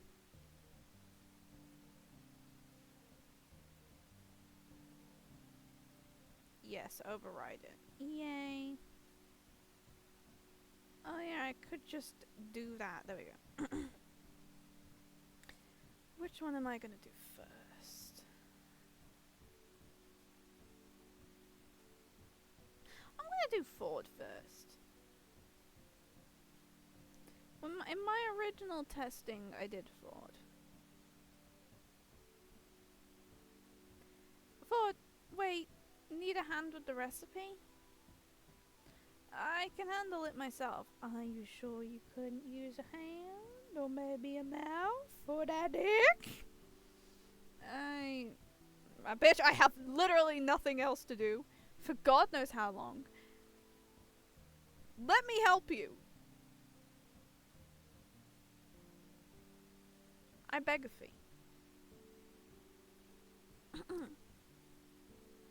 Ford looks away then, and you follow his averted line of sight to Mabel, who's just mouthed something that you couldn't catch. When she catches you looking her way, Mabel gives you a 100-watt smile.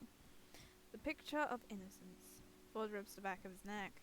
Yes, I suppose I can accept some help. And with that, assured that Ford is on the task, you spot Mabel rolling away. Whee! They be rolling away! Goodbye!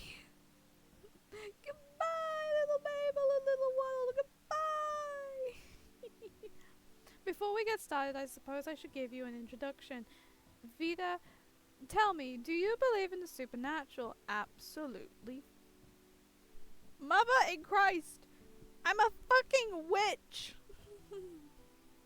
Well, you're about to come face to face with the unexplainable yourself. Great, because I can do magic. You see, Gravity Falls isn't some quite unassuming backwater town. Aww. It actually looks nice and relaxing and quiet.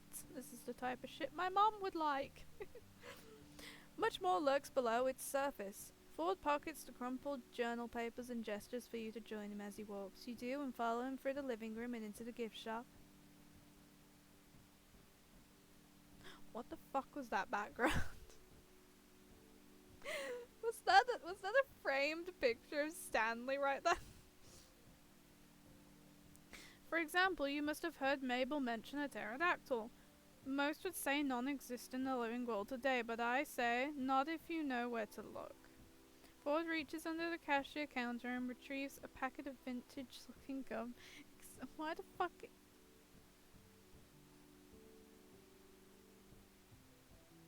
I don't think gum should matter in this context, so... Why are we gumming today? Why are we gumming? Inspecting it for a moment before slipping it into his pocket, he looks around in thought. Ew. Hold on to my explanation for a moment. I need to retrieve some supplies. Ford ushers you out the gift shop entrance so that you could find yourself on the outside of the shack, then shuts the door behind you. Okay.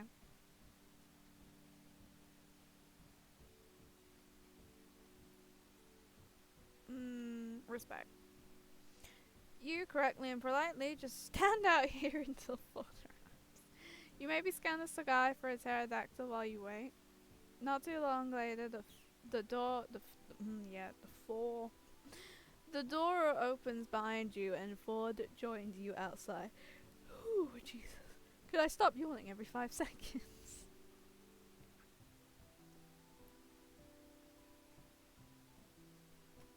I'm putting my hat on because we're going back outside.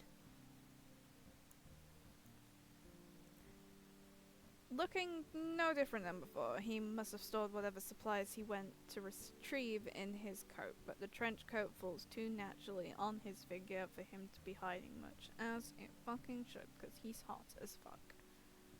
Where were we? Ah, yes. Ford pulls out a pen and paper, and a pad of paper, specifically. There's gotta be a pad of paper, you know there's gotta be a pad of paper, yeah! From his coat, walking as he writes. Just as you're about to head out, he stops and smacks his hand to his face. Oh, shoot, 1 second. Oh, he ditched us on our date. Ford hurries back to the house, realizing he forgot one more component to this adventure. A butterfly net. What the fuck? This man is just getting the randomest of shit for this. Before you get a chance to ask, he strides out ahead of you, obviously in no mind to tell you what it's for quite yet, obviously, because who the fuck would bring a butterfly net and expect to get a genuine answer out of this? Because, like, what the fuck?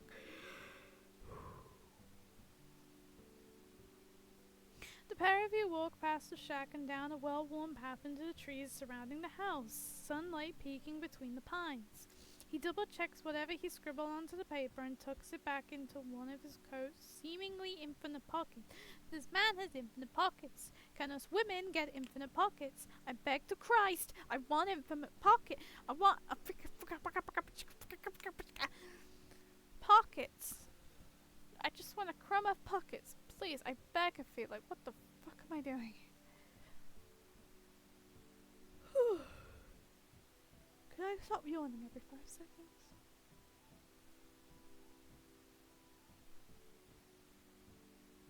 I do have a munch.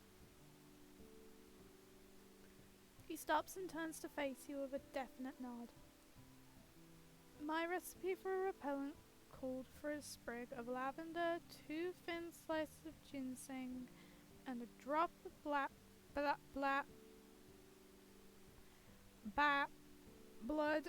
a chunk of amber, not even a little bit, like a whole fucking chunk of it, dang, and 3.5 millimeters of ink. Milliliters, not meters. What the fuck are you making? He pauses, staring down at the path and thoughts. Obviously, I already have all those components on hand, all except one for one. Yeah, obviously, you just have a chunk of amber! One last ingredient. A single moth's wing from Mothman himself. You can't help it, you gasp. Oh my god. I can fuck Mothman in the back of a Denny's? Can I fuck Mothman in the back of a Denny's? Can I please, for the love of God, fuck Mothman in the back of a Denny's for like 5 seconds, please? I beg of you. Is it obvious I'm a monster fucker? Yes! Yes! You can't help it, you gasp. Ford glances at you and you think you see a hint of a smile before he turns back to the path and continues along, wind ruffling through his hair.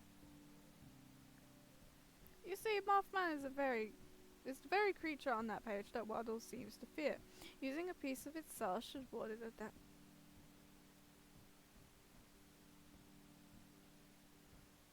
What? That logic makes no sense. The second one makes sense. The first one does not.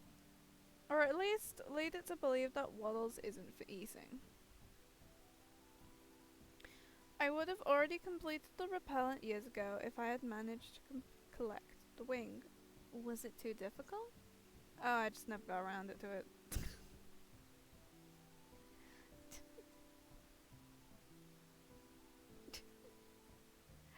Oh, that's a mood. Oh, that's just a massive fucking mood, in my opinion. That I'm moving. 1 second. There we go. That's just a massive mood. Besides, Mothman used to combat at this lamp I had lit out in the backyard. It seemed like it's such an innocent hobby that I'd never had the heart to chase it up. Aww. Oh, that's so cute. So has Stanford fucked the Mothman?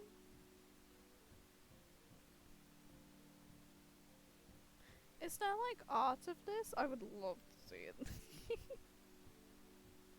I've seen art of him banging the Manitors. I've seen it all. Just give me him with the Mothman at this point. But if this brings Mabel and her pig a peace of mind, then the time has come to finish this. Aww. Oh, this is so sweet. I can't make any fucking sex jokes here. This is just sweet.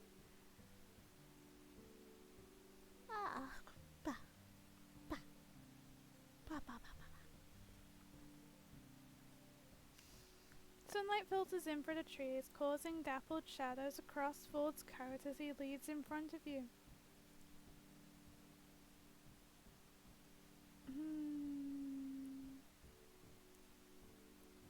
And I don't. So how much does he know? I want to hear what he says. I study anomalies. Anomalies.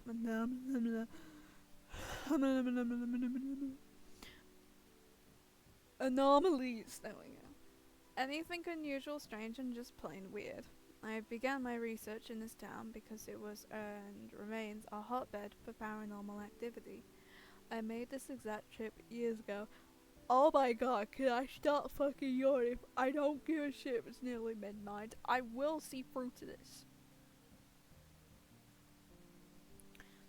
I made this exact trip years ago, though at the time I had no idea where I was going. It was just dumb luck that I managed to tail Mothman back to its cave from my backyard. Isn't that just how, like, navigation works in general, though? You just wing it until you figure it out, and then you have, like, a definite pattern. Navigating the forest by moonlight is poetic, but not advisable. I made plenty of other discoveries as well, from fairies to gnomes to amalgams of creatures who were never meant to cross. Oh my god, can I stop yawning? Oh, wait. Ford reaches into his pocket and pulls out the slightly crumpled pages Mabel had pushed into his hand earlier, smoothing them and shuffling through them. Take a look at these. They're more definite proof than just my words.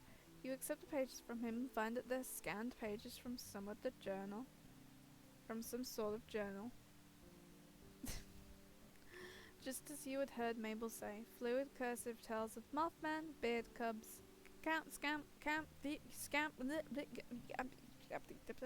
fucking Eminem, campfires, and more. Ford gestures to them and explains, I detailed my discoveries in a series of research journals. The remaining pages, at least, I wonder where Stanley was keeping these.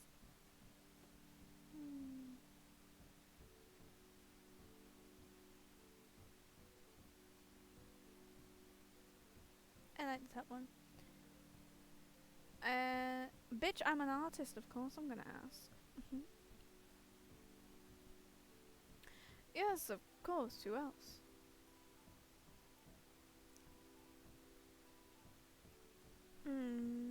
Give an ambiguous nod of acknowledgement. I've seen better! Oh no! Oh no! I've seen better! Oh god! Oh shit! No! No, I would never say this. I would never fucking say this to someone. Oh, I've seen better. Fuck you.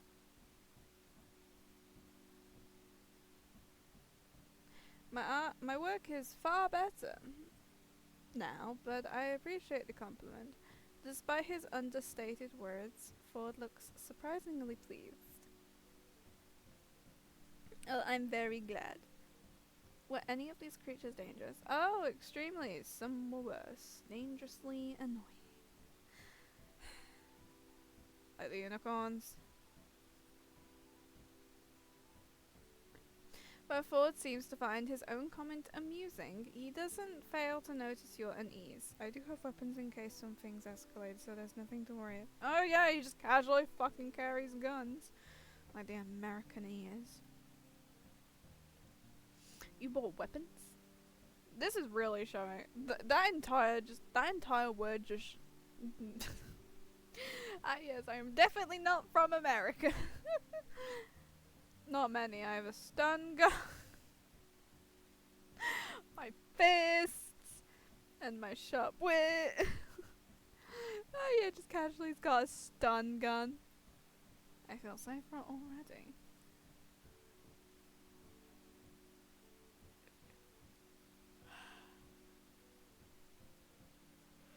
The fucking... I thought it would be prudent to leave its magnetic fields alone for a while until I have the time to optimize it. You see, I was trying to widen the area of magnetic influence. Oh god, I'm gonna actually have to say all this. But it's been a while since I last worked with the gun. I needed to refamiliarize myself with its inner workings. My guess is I switched a wrong wire or two and instead narrowed the beam. I'd like to see how it works sometimes, despite the fact that I didn't understand any of that you just said. Really? You know, if you're interested in devices like that, my old research colleague Fiddleford! Yay! Would have more to show you. He's the engineering genius around here.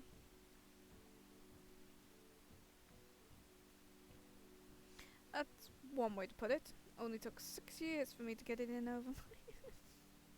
it only just took you like 6... Yeah, just 6 years. Huh.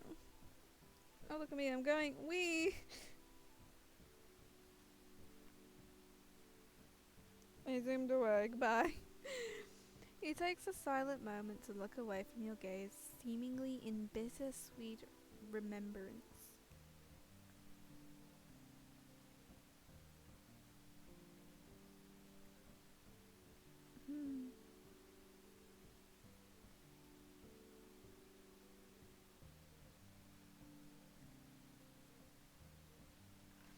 It says here that Mothman turns into a bunch of gnomes, a bunch of moths. Yes, that's how we'll get the moth wing. Then why not use mothballs as repellent? Well, I never tried. Could the most conventional method be the most unconventional one? This motherfucker never tried mothballs. This motherfucker really just said, let me make my life difficult.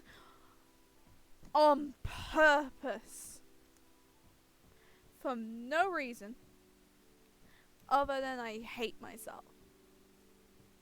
Would Mothman be able to overcome its mothly nature and persist? Gnomes? Can I hear about some gnomes? Can I hear some gnome? Other places have rats, mice, insects as house pests. We have gnomes.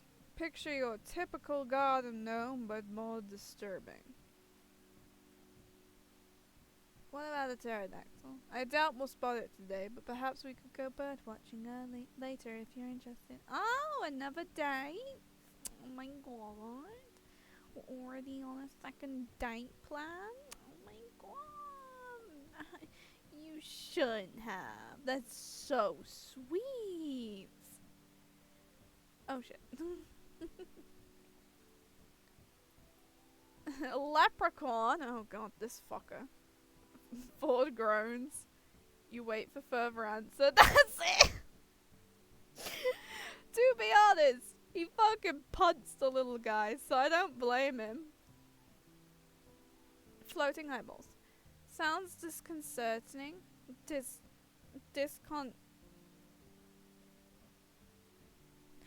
I broke down. Doesn't it? I once realized them. Fucking hell. You broke me, Stanford. As much as I love you, you broke me. I once released them in my house by accident and found eyeballs in the most unsuspecting places for months.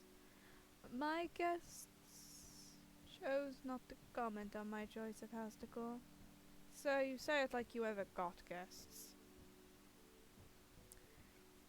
Gravity Falls is home to giant vampire bats. Giant fruit bats, actually. They were among the first to teach me not to judge a creature by its reputation. I only realized they were harmless once I'd been bitten by one. Oh no, that still sounds pretty bad. It actually healed quite fast. I attribute that to the health kick I was on soon after. And the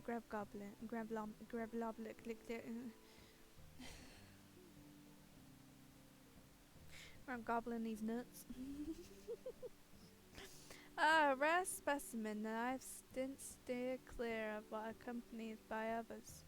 Though if you want to see one in person, I'm sure it wouldn't hurt to walk into that situation. Is that all?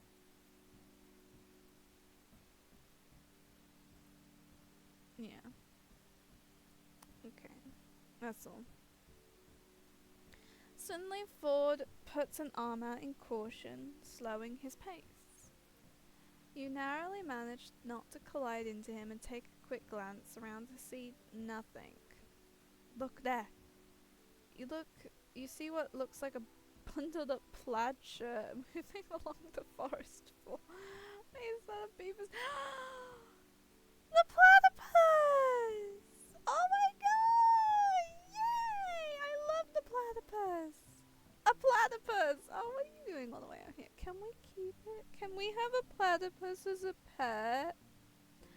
Mom, can we have a platypus? No, we have platypuses on Earth. The platypus is on Earth. Not as cute.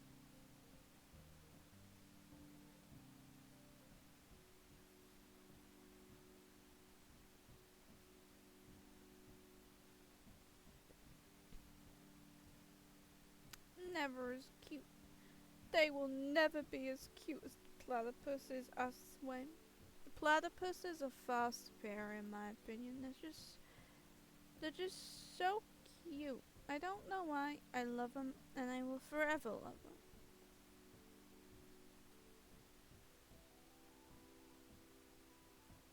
Oh, okay. Don't you mean a platypus? Mm-mm. I meant what I said. It's a platypus. A platypus! I can see why they're Ford's favorites. They're so cute. Ford moves into a crouch but stays at a respectable distance, following the small creature. You watch him and for a moment mimic his actions. Ford gives the creature a bright smile, the first of its kind that you've seen since leaving Mabel at the shack. You're a cute one, aren't you? Yes, you are. Oh, and you're wearing my favorite package too. Ford motions for you to move forward a little more to the distance he's maintaining. If I were to rate the oddities that live in this forest on a scale of least to most annoying, these little guys would get immunity. And also they're just really cute. They have done nothing wrong and I appreciate them for that. As the two of you watch in quiet appreciation, the platypus ambles into the underbrush and vanishes into view. A cute little guy. Oh, he's my favorite! I love him! The two of you continue deeper into the forest. Foliage seems denser now, and you look through the treetops for a glimpse of the sun, which has been now dropped low in the sky. It had already been getting late when you left, but you hadn't thought Mothman would be this far out. Although, as though he'd read your mind, Ford answers you, and I have an itch. There we go. Mothman is rather reclusive, and as such lives deeper within the forest, and bolder creatures like the gnomes that try and get a queen every fucking week. Are you alright? Huh? What that is, are you tired? Or I should have asked sooner. It's been such a long time since I've travelled with anyone new. Stanley, tends to speak his mind without my asking.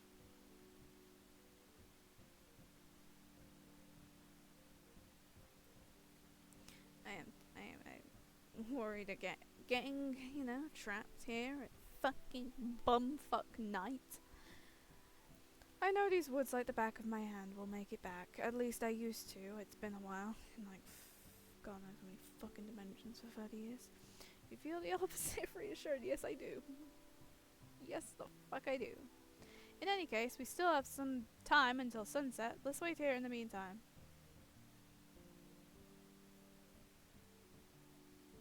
You mentioned traveling with Stan. I suppose it wouldn't do any harm to tell you. He says that, but the tone of his voice says he's been dying to tell someone. I've been suffering with my brother for too long. Please send help.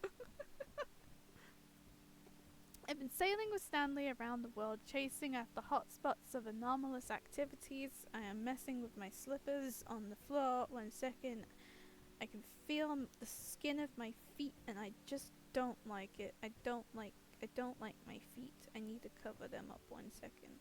I just took off the socks. I feel like that was a horrible idea, but the socks were irritating me. Come on.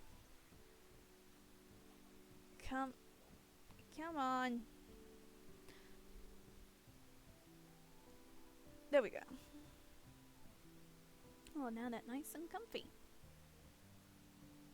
I've been sailing with Stanley around the world, chasing after hotspots of anomalous activity. He seemed to view it as a vacation, but I saw it as a chance to pick up on some serious research.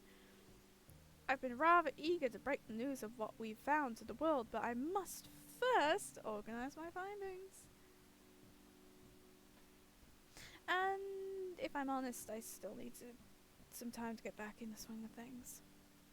Must be strange to come back home after traveling for so long, huh? More than you know. Ford laughs, shaking his head. Behind his glasses, his eyes are downcast, almost sad. You want to ask, but decide to stay silent. The moment the sun touches the horizon, 1 second is.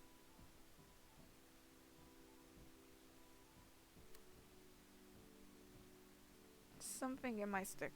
There's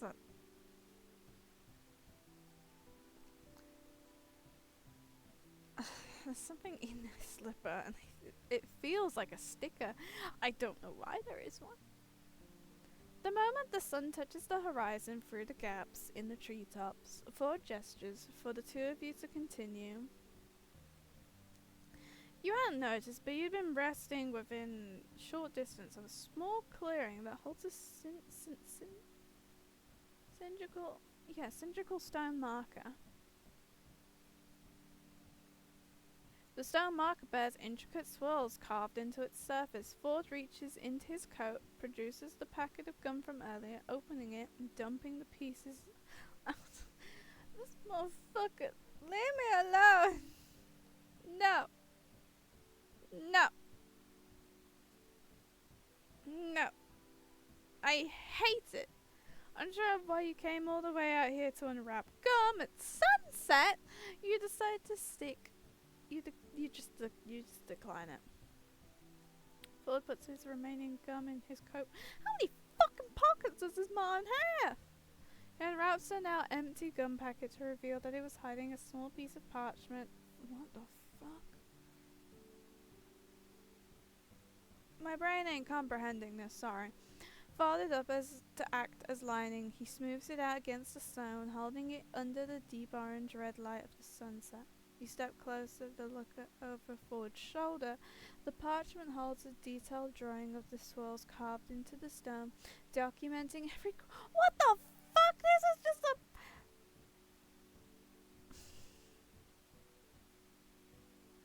This came from gum! This came from gum!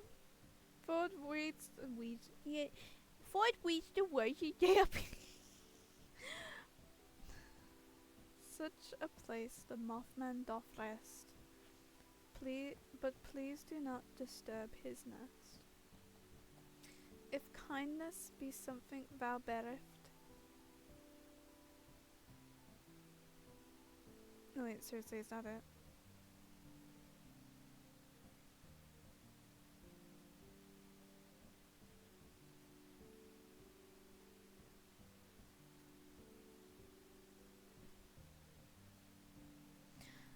Ford Ford lifts the parchment a little higher to prevent his shadow from obscuring the rest of the line.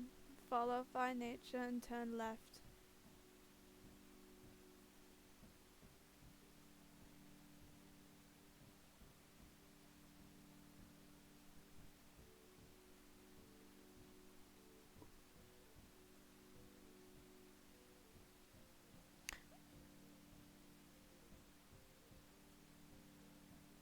Okay, so we gotta go right. Okay, we gotta go right.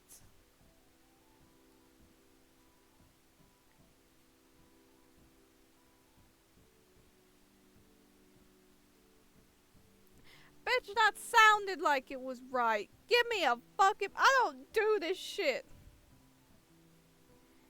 I don't do riddles. Shut up.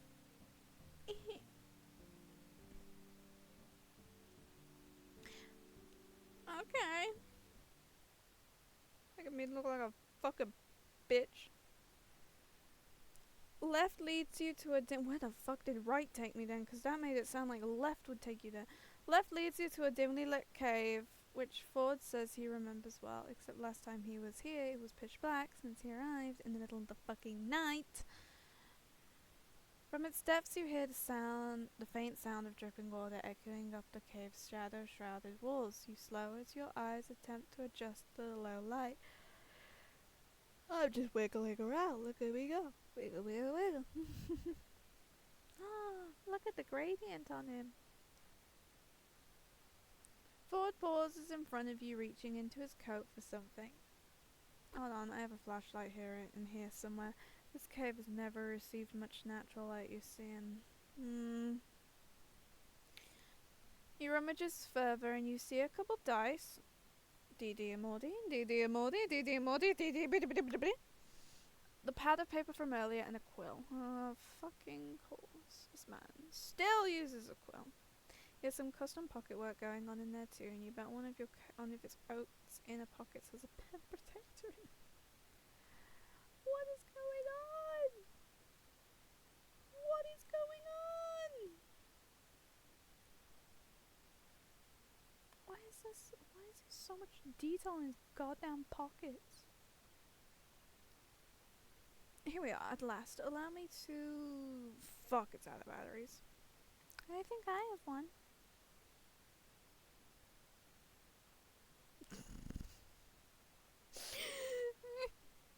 So yeah, it's the phone. His mind's gonna be blown. Fucking blown.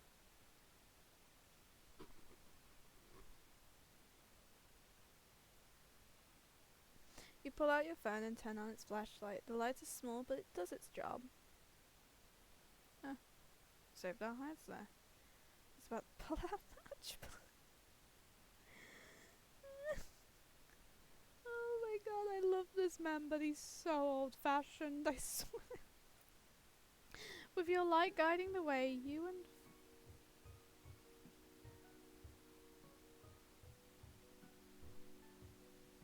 No, I got caught off by the sudden music.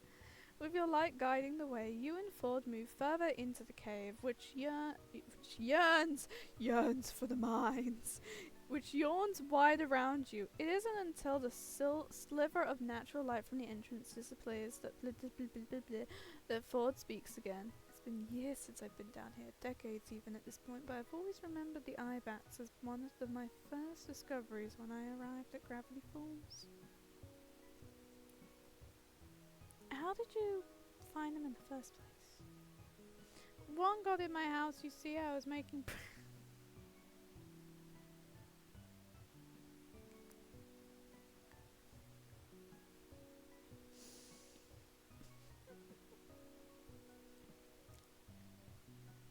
I was making breakfast one morning and one managed to find my cereal box. When I poured the cereal into the bowl, it came fluttering out, agitated, like it belonged there. Just make it into a little box home for it, you know? You still sound so indignant, even years later, that you laugh. I wanted to contain it for further study, but unfortunately I managed to get away as I thought about it afterwards. The pupil had constricted against the light. unfamiliar with the bright light in the kitchen, so either it's nocturnal or it lives in the deepest, darkest cave and gravity falls, I found them easily after that. Or both. Did you manage to catch one? Somewhat. I came running through this cave above. And my wits. I brought a working flashlight that time. They all hid in dark corners. Once I turned the flashlight off, they flocked to me. I caught 18 of them of that day, but it reminded me of the stealth uses of...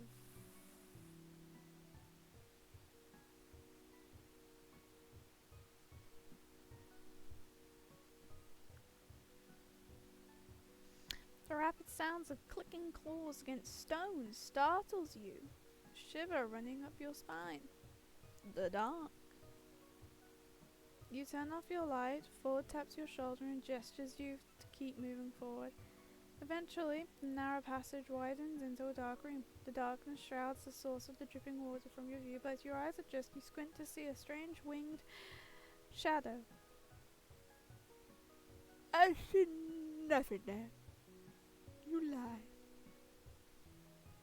A shadow with eyes that glow red in near darkness like rubies.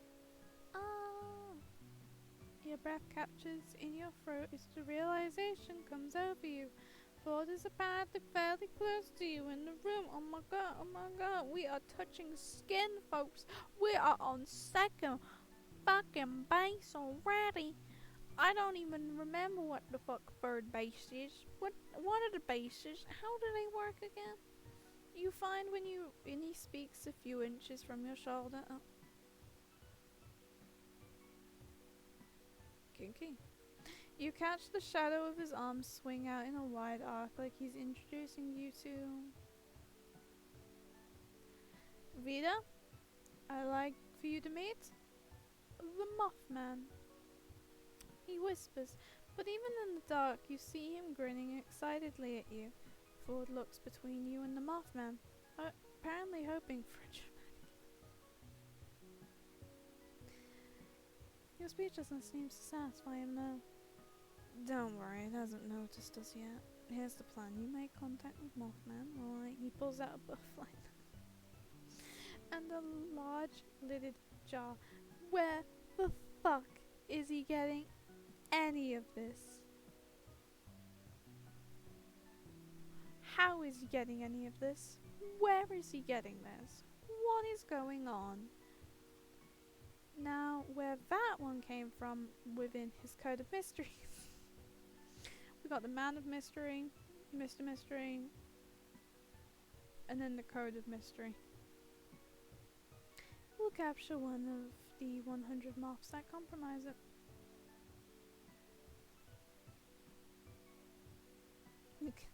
I gotta touch him. Yes, and it turns into 100 little black witch moths. It's like experiencing a swarm of locusts. Surprising when you're not expecting it. Remember, even just a light touch is enough. You steel yourself awaiting Ford's signal. He waves his hand to coax you forward, and then when it's up for you to decide how to, well, make contact.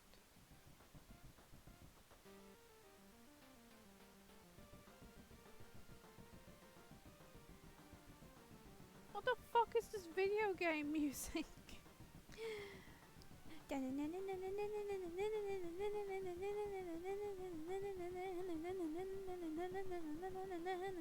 can't.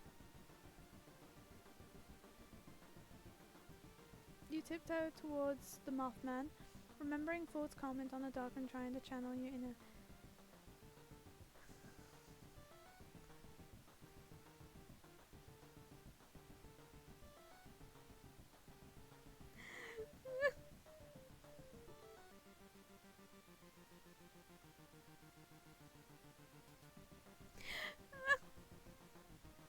Oh god. Of course, it's the moment your phone decides to start blasting Taking Over Midnight by Ambasandra. You're confused before remembering that Mabel added her number to your contacts and must have made that her custom ringtone.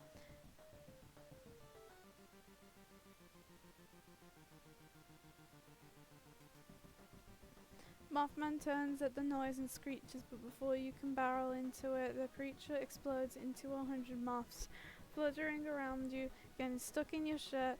Oh. I don't like that. Skittering around your face, surrounding you in mouthy hell. Your task accomplished, Ford rushes into a large swarm of moths, waving the butterfly. The butterfly net with a few unsuccessful swipes. He tries swatting the more aggressive ones away, but there are too many.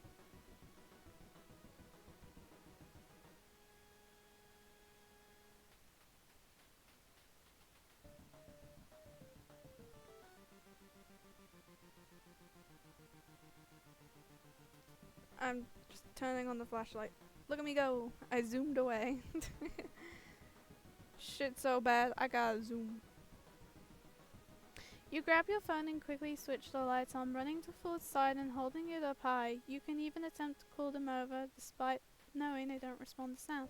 Before long, they all crowd around the Ford. The sight of light flickering and reflecting off of so many wings would be somewhat captivating if you hadn't just been in the midst of them. Ford puts the butterfly net back away and a jar in hand, carefully scoops one of the moths up. We got a baby! We got a mothie! We now have a child. We are with child. Well, that could have gone better, but we succeeded nonetheless. As Ford pockets the jar, you turn off the light. With no light and no threat to focus in on, the cloud disperses. That was amazing. Ford laughs, brushing dust and dirt off his trench coat. You could say that. A completed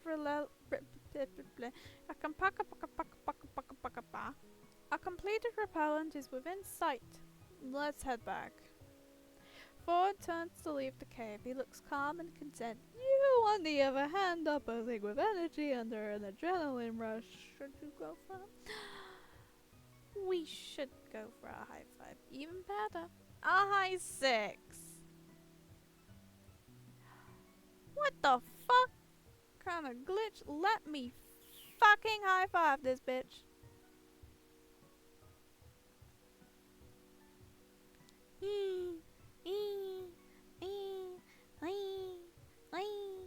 I'm happy. You raise your hand in a universally understood offer of a high five. Ford pauses and I am zooming out. Oh god. I'm flying away, bitch. Ford pauses, then grins, high-fiving you, or rather, 6. When you and Ford finally reach the cave entrance, you find the forest that you'd left in the dying light is now awash with a silvery glow. A gap between the leaves overhead provides a view of the night sky, along with the long string of stars. Starry stars, starry stars, ta-ta-ta, rat-ta-ta, rat-ta-ta-ta-ta.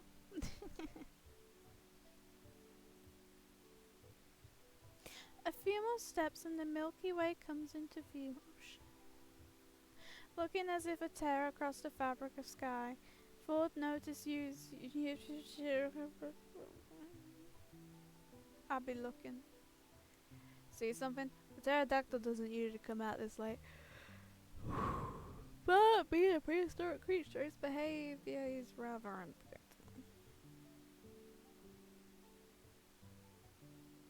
I've never actually seen it. It looks amazing, isn't it? It's remarkable what you can see without light pollution from the city. Here on the outskirts of town, you can see a good portion of the Milky Way every night. He gazes up into the night sky. A whole year has passed, yet it still feels strange to see a sky I recognize. What? Traveling. You know, I was in a different part of the world. You both stare up at the sky in a comfortable silence for a few moments. The quiet of the forest settles in, along with a distant sound of flowing water, and you find yourself surprisingly glad that Ford had accidentally pulled you here, if this is one of the moments you get to experience. Out of the corner of your eye, you swear you see Ford looking at you instead of up, but when you tilt your head back down, his attention is elsewhere.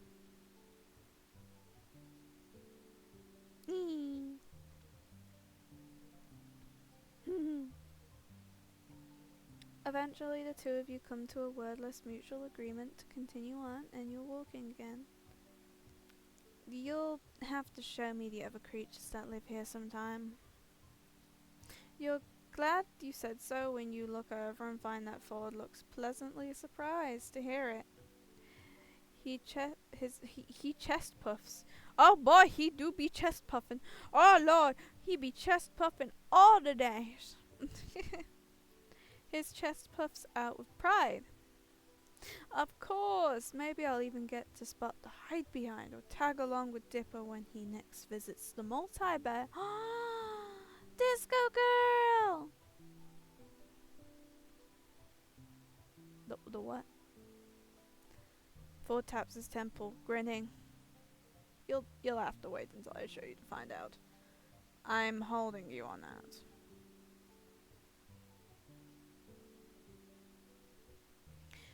We have some time left before we get back if you're up for another walk. Yeah. You must make a face because Ford looks back at you and laughs. We're not far, I promise. I just thought I might answer a few of your questions if you have any. Oh my god, yes. Yeah. I must stay in great shape if you do this all day. You know, actually, this sort of thing isn't part of my exercise regimen. What the fuck do you mean? What is then? Ford turns left at the stern marker out towards the sound of the river, and sure enough, after a while, it comes into view. The moonlight illuminates the water as you walk along it. The Gobble Walk. Hello, lake. Hello, Guppy. Gobble.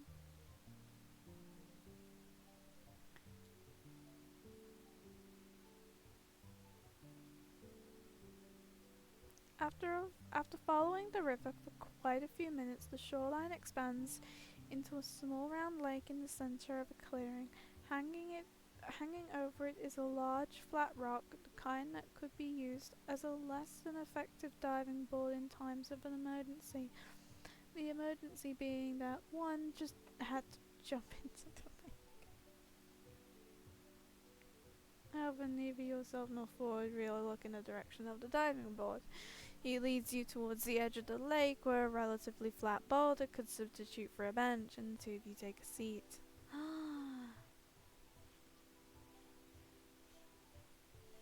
Yay! Ask about the creatures.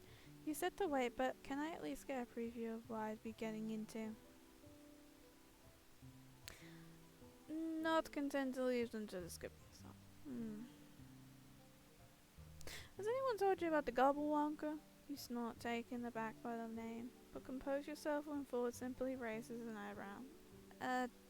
No, I don't think so. Not even the source code. Does the office even read my letters?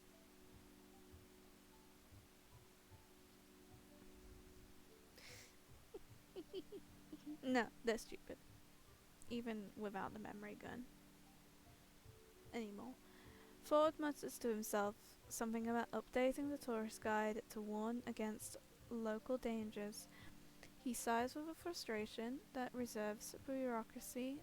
The fact that I can say that, but not like half the words here. But soon lightens up at the prospect of getting to introduce to you to another strange creature.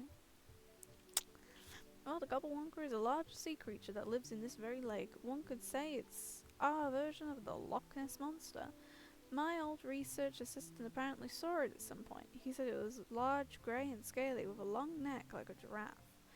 You wouldn't have had any odd sightings yet, have you? It's only been 24 months. But my own first encounter with the strange occurred shortly after Steve.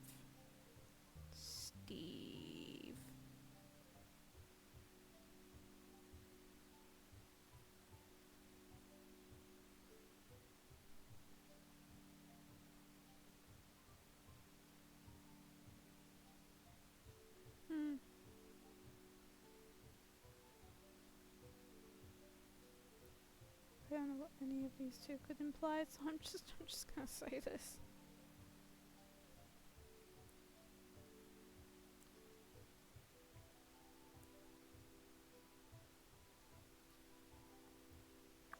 fuck did I press now? Yeah. Well, don't count on that being the norm, Vita. In fact, the norm is a laughable concept here. Yay, we can continue asking. Oh, thank God. Oh, we can do individual ones. Yippee! What is Mabel like? In short, a force to be reckoned in. She radiates charm and positivity, and has depths of determination I can only guess at. You'll find out for yourself. Most likely, it's hard not to wake up one day and find yourself her friend. Perhaps you already are. I mean, we already do have a number. We have the little child number. I think she already considers. He wiggles his fingers spookily. I don't doubt it. What is Dipper like? Dipper is very intelligent. In many ways, he reminds me of, well, myself. Last summer, he found the research journals I had mentioned. Instead of overlooking them, made some impressive contributions of his own. He has since started his own journal, and I look forward to see where life will take him. He's made me prouder than I can say. Aww. Who is Seuss? Ah, Seuss. The handyman Seuss. He's, well, I'm still not sure what he does exactly, but Stan gave me the rights to conduct his business within the shack. So he spends the day giving out tours, selling merchandise, fooling townsfolk, giving out refunds, that sort of stuff.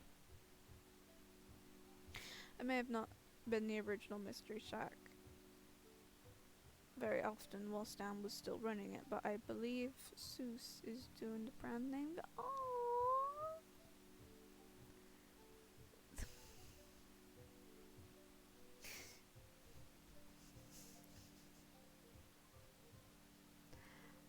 Damn, okay.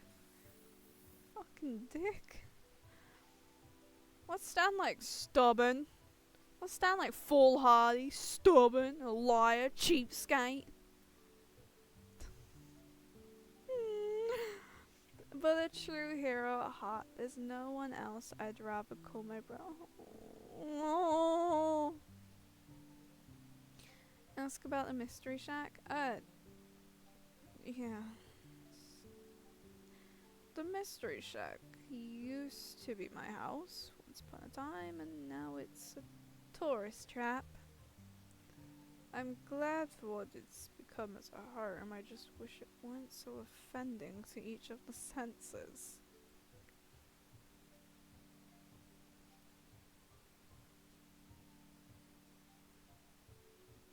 You ask Ford if he has a favourite constellation, his answer comes faster than you expected. Orion and Ursa Major, without a doubt. What about you?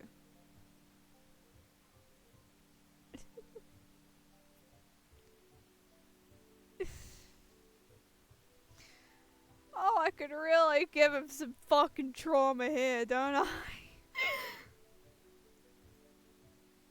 Oh, I could give this man so much trauma.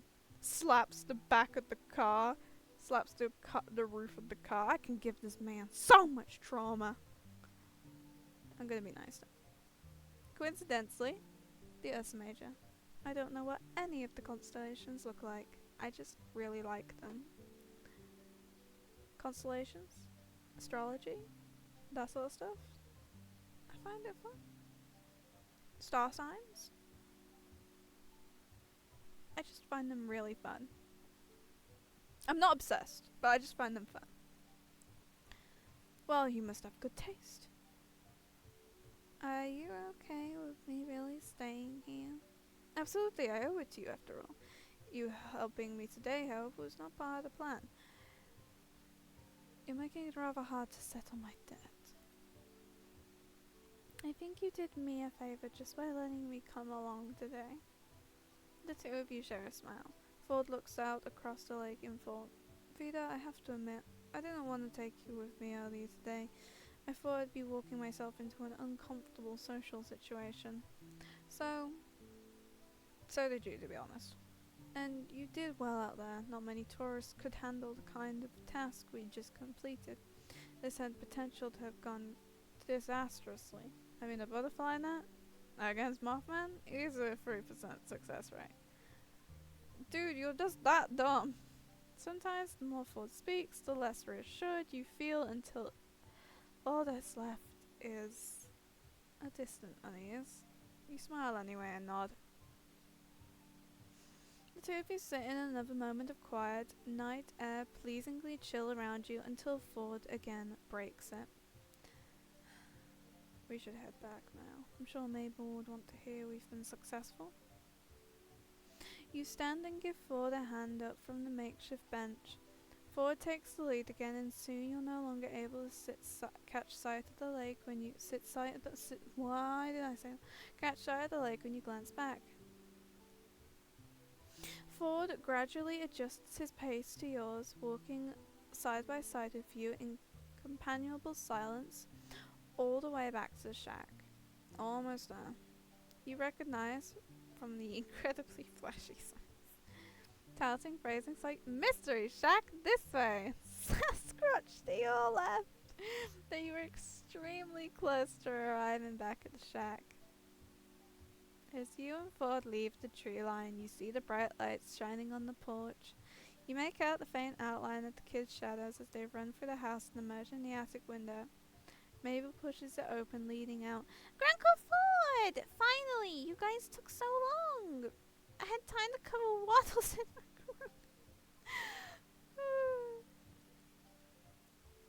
Why would you do that? I have my reasons. Did you get the thing? Yes, and I'm coming inside so we can stop shouting. Why did you cover the pig in macaroni? Vita, come along. We've got a pig to save. Ford strides into the shack, a man on a mission. You grin and follow, but not before taking one last look at the night sky. Yeah, maybe your stay won't be too bad after all. Back inside the shack, the grand conclusion to your expedition to the Mothman's Cave is sprinting Mabel's pig with the newly finished deterrent until the poor pig reeks of lavender. You see Mabel and Dipper head up to... Oh God, that must be fucking terrible to smell. Bed looking sleepier than usual as a result. Something about lavender is just so soothing and ungodly to the senses that you crash out fairly soon afterwards. Ah, the candle went out. Face first on your makeshift bed.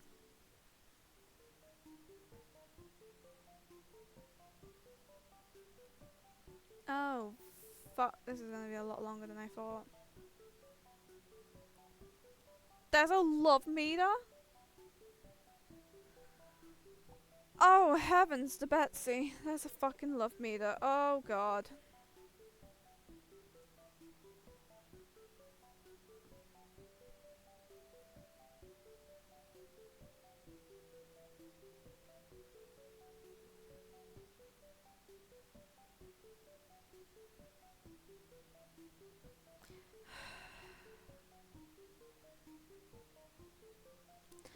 Oh, kill me.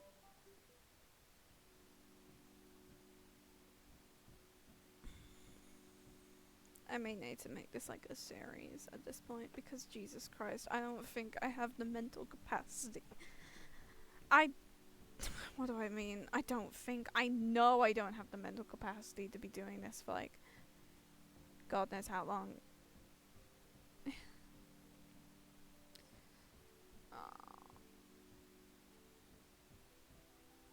I guess I could do this by like a day thing. I feel like that'd be far easier to do in my opinion. So in my opinion, we're doing exactly that and we're going by the days. Let me save it. There we go, I saved it.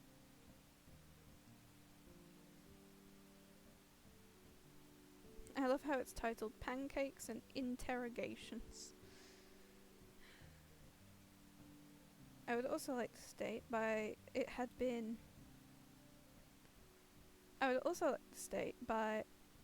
the fact that apparently since the last save I had made to this one, it's been a fucking hour.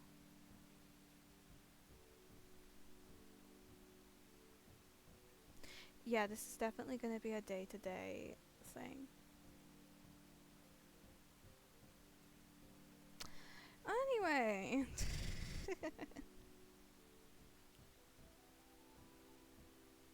This was indeed very fun, and despite the fact that yes, my model may be wonky, I genuinely do not care. Because this is my first model, and I'm genuinely happy that I just have one in general, so I can't be mad. I don't care if it's apparently wonky. To be honest, the rigging, it was an art trade. The rigging came from an art trade. I can't complain that much. It's some simple rigging, gets the basics done, you know?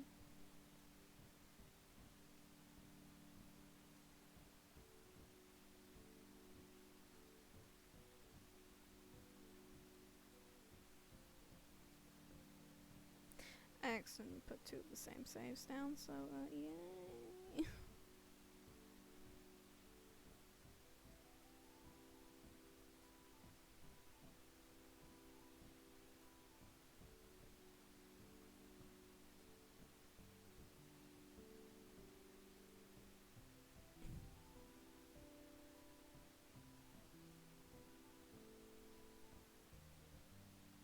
Oh, there's a gallery.